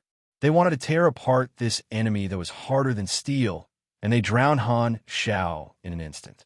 The next moment, a strong repulsive force spread out, and all the Shadowstalker Vipers were blown away at a speed that was even faster than killing them. They crashed into the walls of the nest, and the repulsive force field on Viper's gauntlet buzzed. Rumble. This repulsive force caused a chain reaction. The nest collapsed section by section, and the shaking of the ground was almost like an earthquake. Han Shao did not want to be buried alive. He bent his knees, and the elastic force of his biochemical muscles gathered on his legs. He stepped on the ground and created a large crack. The small maneuvering device spurted out, and with the support of the two forces, he shot up like a rocket. The soil above his head was knocked away, and his helmet made a loud noise, causing his skull to hurt. In the next second, the road exploded, and a black figure broke out of the ground. His line of sight suddenly opened up, and the night sky hung upside down in his eyes. The west side of the city collapsed with a rumble. Cracks appeared on the ground, spewing out large amounts of dust. The road sank and collapsed. The scene was extremely grand. Some players were crushed to death, while others managed to escape. They watched this shocking scene in horror. The entire city has collapsed. What kind of destructive power is this? Isn't that Black Phantom? He did it. This battle power is definitely that of a max-level boss. All the Shadowstalker Vipers are buried alive. Does that mean our mission is complete? There doesn't seem to be any notifications. The players were bewildered. From time to time, they would glance at Han Shao, who was wearing a mecha at the side. Their eyes were burning with passion. They had long seen images of mecha battles on the forums. This time, they had finally seen it with their own eyes. It was even more impressive than in videos, so strong that it made them envious. The revived Jade Greensky jogged back leisurely. He was shocked by the scene that was beyond recognition. He quickly asked the people beside him. After thinking carefully, he said, "The mission is not over yet. Now is the time to pick up the leftovers." At the same time, There were signs of biological activity in the ruins. The shadow stalker vipers that were not crushed to death struggled to crawl out. Only a small part of the nest had collapsed, but all the paths were blocked. All the beasts were like turtles in a jar. Seeing this, the players rushed up to finish off the beasts. Han Xiao was only responsible for dealing with the Beast Kings. The rest of the monsters were left to the players. He twisted his neck, making cracking sounds to relax his tense nerves. Huang Yu arrived with his men and waited at the side. After the Inhumans clean up all the Shadow Stalker Vipers, you guys excavate the ruins and move all the radiation crystals and corpses into the warehouse. Especially the Beast King's corpses. That is a rare material. Although I destroyed many parts of it, it should still be useful, Han Xiao said casually. Huang Yu glanced at the collapsed ground, swallowed, and nodded hurriedly. It had only been less than half an hour since they left, and Black Phantom had already solved the problem. Even the West District had collapsed. This efficiency shocked Huang Yu. Back in his room, Han Xiao took off Viper and repaired some of the damage. After midnight, Huang Yu finally sent news that the ruins had been cleaned up. Collected 846 Shadow Stalker Vipers' corpses, including 27 mutants and 1 Beast King. More than 300 intact eggs have been stored in the cold storage. Other than that, about 2 tons of radiation crystals have been collected. The 300 pounds of dark blue crystals in the center of the nest seem to have a higher concentration. All right, Coney Fury has deduced the cause of the crystals. These Shadow Stalker Vipers feed on high-energy waste and have a special reaction with the mucus secreted in their bodies, hardening and forming crystals. Han Xiao was stunned. So, these radiation crystals are actually the excrement of the Shadow Stalker Vipers. You can say that. Han Xiao scratched his head and thought of Madblade. Forget it. The truth is too cruel. Better not tell him. I'm afraid he can't take it. The nest was finally cleaned up. The players heaved a sigh of relief and looked at the interface impatiently. Nest cleaning completed. Current prize pool, 1, 34 million EXP. Damage ranking. Number 1, Jade Green Sky Team. Number 2, Red Carp Team. Number 3, Don't Sleep During the Day Team. Those who were on the list were overjoyed. Those who were not on the list were disappointed, but they did not lose out. The EXP from killing the Shadow Stalker Vipers had already filled up the participation fee, so most of them did not lose out. When number 1, Jade Green Sky, was overjoyed. The core group of people in Sky Territory were jubilant. The players beside them looked over enviously and focused on Jade Green Sky's heavy mechanical arm. Sky Territory is still stable. What's that equipment of their guild leader? It looks awesome. I have a friend who's in their group. That equipment is a pugilist godly equipment. It can both tank and attack, but it's very expensive. Only Black Phantom sells it. Seeing the effect of the heavy mechanical arm, the players were filled with desire. Desire gave birth to demand, and demand was a hidden customer. The ruins needed to be renovated. The person in charge of the West District assigned the work, and the players who had rested for a while participated again. The next day, Han Xiao woke up to the sound of construction in all directions. He rubbed his temples helplessly. He was already used to it. It was indeed very fast to let the players help build the city, but there was a small flaw. The players did not sleep and were working 24 hours a day. This kind of noise pollution almost caused him to have a nervous breakdown. The secret base had good soundproofing, and it was located in a remote area. Han Xiao went there secretly a few times, hid a lot of resources, and strengthened the defense measures. On the surface, Han Xiao was not working in the base. Arriving at the bustling workshop, Han Xiao walked to his own VIP room with ease. The crystals were neatly placed in a few boxes. They were blue, and the halo was like a fog. It was magnificent and beautiful. However, when he thought about how this thing was the excrement of wild beasts, Han Technician could not appreciate it no matter how beautiful it was. He put on his gloves tighter. Radiation crystals can be turned into energy blocks after purification. Pure energy with no attributes. Although it is said to be high concentration, it should be elementary according to the universe standard. The conversion rate is about 100. 1. 2 tons of raw materials can make about 45 pounds of energy blocks, which can be used as emergency energy storage. This is an unexpected surprise. There were many types of energy: electromagnetic energy, nuclear energy, photon energy, planetary energy, antimatter energy, dark energy, psionic energy, and so on. If these were psionic energy blocks, he could even buy the entire blue star. Unfortunately, only very advanced civilizations could collect, convert, and use psionic energy. Low-level civilizations could not use psionic energy blocks, even if they obtained them. Furthermore, civilizations that discovered psionic energy too early basically self-destructed. Studying psionic energy before the technology was mature was suicide, evaporating along with the surface. There were also 300 pounds of dark blue crystals with a higher concentration. Han Shao guessed that these were the remains of the excrement of the Beast King. The Beast King occupied the most high-energy waste, so the crystallization rate was the highest, barely reaching medium concentration. The purification rate would be much lower, and it would be able to make about 10 pounds of high-energy Ona energy blocks. 300 pounds, this guy can really shit. Han Shao shook his head. Elementary purification was at max level. The knowledge of the energy branch could be combined to create the energy block purifier, which was a more sophisticated machine. Han Shao thought for a while and thought of the combination of knowledge.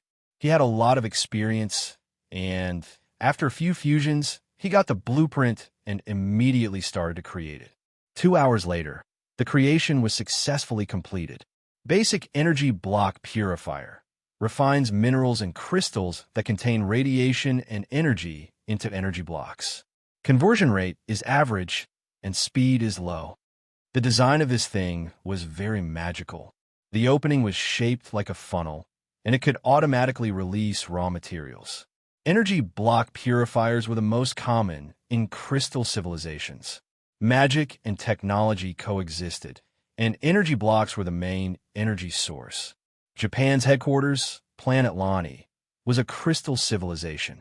This kind of civilization was a little strange, but the universe was vast, and there were many strange things. Han Shao arranged the crystals and set the automatic release. The purification process was automatic, and there was no need to do anything. It will take about half a day to completely purify everything. I just have to wait. Han Shao clapped his hands. There were still corpses and eggs left in the cold storage. Those could be used to make medicine, but he was not a pharmacist. The Lewis Research Institute was in the Western continent, and it was a little far away. The transportation cost was too expensive, and if it took too long, the materials would lose their activity. Han Shao thought for a while and decided to hire a pharmacist.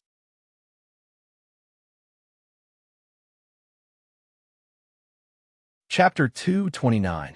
A secret meeting was taking place at the headquarters of Star Dragon's Division 13. A few important members of Hesla's military intelligence department were there, and Gu Hui was there to receive them personally. The expedition was imminent, and the 6 nations were in frequent contact to discuss the final details. In the meeting room, both parties were whispering to each other. Buzz! The sudden vibration of a phone silenced everyone in the room. They all turned to look at the source of the sound with dissatisfaction. Who was playing around in such a serious situation? The source of the sound was the director of Division 13, Gu Hui. Everyone was confused. The Hesla people seemed to be saying, even the director of Star Dragon is so unprofessional. Gu Hui frowned. He had a few phones, but all of them were switched off during meetings. Only the most important calls would be made to this phone. Gu Hui took out his phone and looked at the caller ID. His eyes narrowed, and he said in a low voice, "Pause the meeting. I need to take this call." After that, Gu Hui left in a hurry with his phone. He did not care about the reaction of the others. The Hesla people were shocked. The director of Division 13 had abandoned an important meeting to take a call. Who was calling? Who was so important? Could it be the leader of the higher-ups? Why did he not use the internal line? Gu Hui went to the quiet room next door and answered the call. "Why are you calling? Are you surprised?" Han Zhao's teasing voice came from the phone. The number that Han Shao used to call Gu Hui was naturally the identity of Zero. Ever since the information leak, he had become an important target of Star Dragon. Ever since the Dark Crow Valley battle, Han Xiao had disappeared without a trace. Star Dragon's intelligence department could not find any trace of him. Gu Hui would not miss this precious opportunity to communicate with him. In order to answer Han Xiao's call, he did not mind canceling an important meeting. What do you want this time? After their previous contact, Gu Hui had a general understanding of Han Xiao's character. He was purposeful and would not call just for pleasantries. Hence, he went straight to the point. I want to meet someone. Oh, his name is... Wait, let me check the bounty list. Oh, her code name is Yeching. She's a pharmacist. Gu Hui was taken aback. He instructed his secretary to investigate this person, and soon the results were out. Yeching, whose ability was to control plants, was a top-notch pharmacist. She had once used an untested medicine to spread a strong, contagious disease, causing a large number of casualties. As a result, she was put on a bounty by various countries. A few years ago, she was arrested and was currently locked up in Bell of Death Island. Bell of Death Island was a prison used by the Six Nations to imprison criminals. It was located alone in the sea with mysterious coordinates and tight security. What do you want her to do? Gu Hui was puzzled. I have something to do, Han Xiao said. Gu Hui muttered, even I can't casually take people from Bell of Death Island. It's against the rules. This was a tactful rejection. Han Xiao laughed and suddenly changed the topic. I heard that you guys are going to start an expedition. TSK. The Six Nations are going to join forces and attack Andrea from more than 10 directions. There are aircraft carriers, planes, and everything else. What a huge force. Do you think the Germinal organization will just sit back and wait? He tightened his grip on the phone. What information do you have? I have plenty of information. The location of the base, military strength, missile deployment, and all kinds of inhumane plans of the Germinal organization. Han Xiao's tone annoyed Gu Hui, but he had no choice but to fall into the trap. Emerald grass is yours, he said with a deep voice. Okay, Han Xiao agreed without hesitation. Originally, he had planned to give all the information about the Germinal organization to the Six Nations before the war to increase the Six Nations' advantage. Now, it was a good opportunity to exchange for someone he needed. In version 2.0, Yeching was an important character in Blue Star. As a top-notch pharmacist, she had researched the mutation virus and created the medicine to suppress the virus, which had played a significant role. In Han Xiao's previous life, Bell of Death Island was a mysterious place, and no players had found the coordinates. However, in version 2.0, the players were able to find a piece of information. The mutation virus had spread and affected Bell of Death Island, leading to a dangerous situation. However, the criminals locked up in the prison of the Six Nations had solved the disaster and escaped from Bell of Death Island. Yeching had escaped during this crisis. As the saying went, the prison was always full of crouching tigers and hidden dragons. The prisoners who had been locked up for many years rushed out and became the new characters in version 2. They were like dragons crossing the river, overturning the original situation when the disaster was spreading. The information will be sent to you gradually. I will decide on the location of Yeching. After that, Han Xiao hung up the phone. Gu Hui's expression changed a few times. Only Han Xiao dared to hang up on him, and he could not do anything about it. A prisoner in exchange for key information, this was definitely a good deal. Furthermore, Gu Hui also realized another benefit. He has disappeared for so long. This meeting is a good opportunity to find out where he is. Han Xiao was still on the agent file, where he had gone, what he had done, and whether he had joined any organization were all mysteries that Star Dragon was curious about. This was a good opportunity to investigate. In the workshop of Sanctuary 3, after hanging up the phone, Han Xiao waited for 30 seconds and sent the first set of information to Division 13. He kept the rest for the time being. He knew that he could not hand over all the information in one go. If I can get Yeching this time, not only can I get her to help with the research of the medicine, but I can also make Sanctuary 3 the first place to suppress the mutation virus in version 2.0. With my name on the Sanctuary, the safer it is the greater my influence will be. But Star Dragon knows that Yetching has been swapped with me, and they will not give up this opportunity. If they find out that Yetching is working here, they will guess that Black Phantom is me, and my identity will be exposed. Thinking about the pros and cons, Han Shao suddenly realized something. He had hidden his identity because he was weak, but now, with the dark net behind him, he stood at the top of the planet and did not need to hide from his enemies. At the same time, the Germinal organization was facing destruction and could not even take care of itself, so it did not matter if he hid his identity or not. He was suddenly enlightened. Unknowingly, his old enemy was no longer a giant in his eyes and had grown to the point where he could face the most powerful organization on the planet. Looking at it from another perspective, exposing his identity could combine the influence of Zero and Black Phantom. He was 80% sure that he would get legendary points, and the player's impression of him would improve.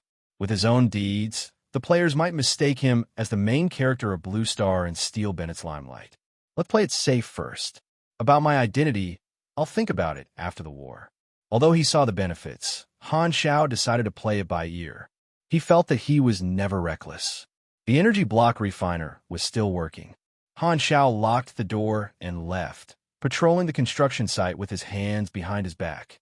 When he passed by the city wall construction area, he suddenly heard a commotion. He paused and walked over. The construction team was surrounding a large crane, and when they saw Han Shao approaching, they greeted him respectfully. "What's wrong?" Han Shao asked. "The crane is malfunctioning and can't be started." "We can't find the reason," someone said helplessly. Han Shao heard this and thought, "Wow, isn't fixing cars a specialty?" He rolled up his sleeves and said eagerly, "Bring me all the tools."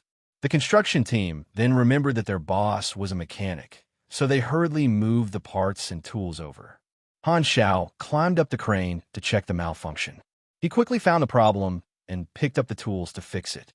His hands moved up and down like shadows, and his speed was shocking. The construction players beside him were shocked.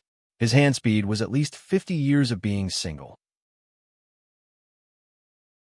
"So, single people have an advantage playing mechanics," one of the players said proudly. "I'm the man who's going to be the machine king." "You've made up your mind." As he repaired, Han Technician decided to strengthen the crane on a whim. He turned the last screw. "Done." Han Shao clapped his hands and let the construction team try to start it.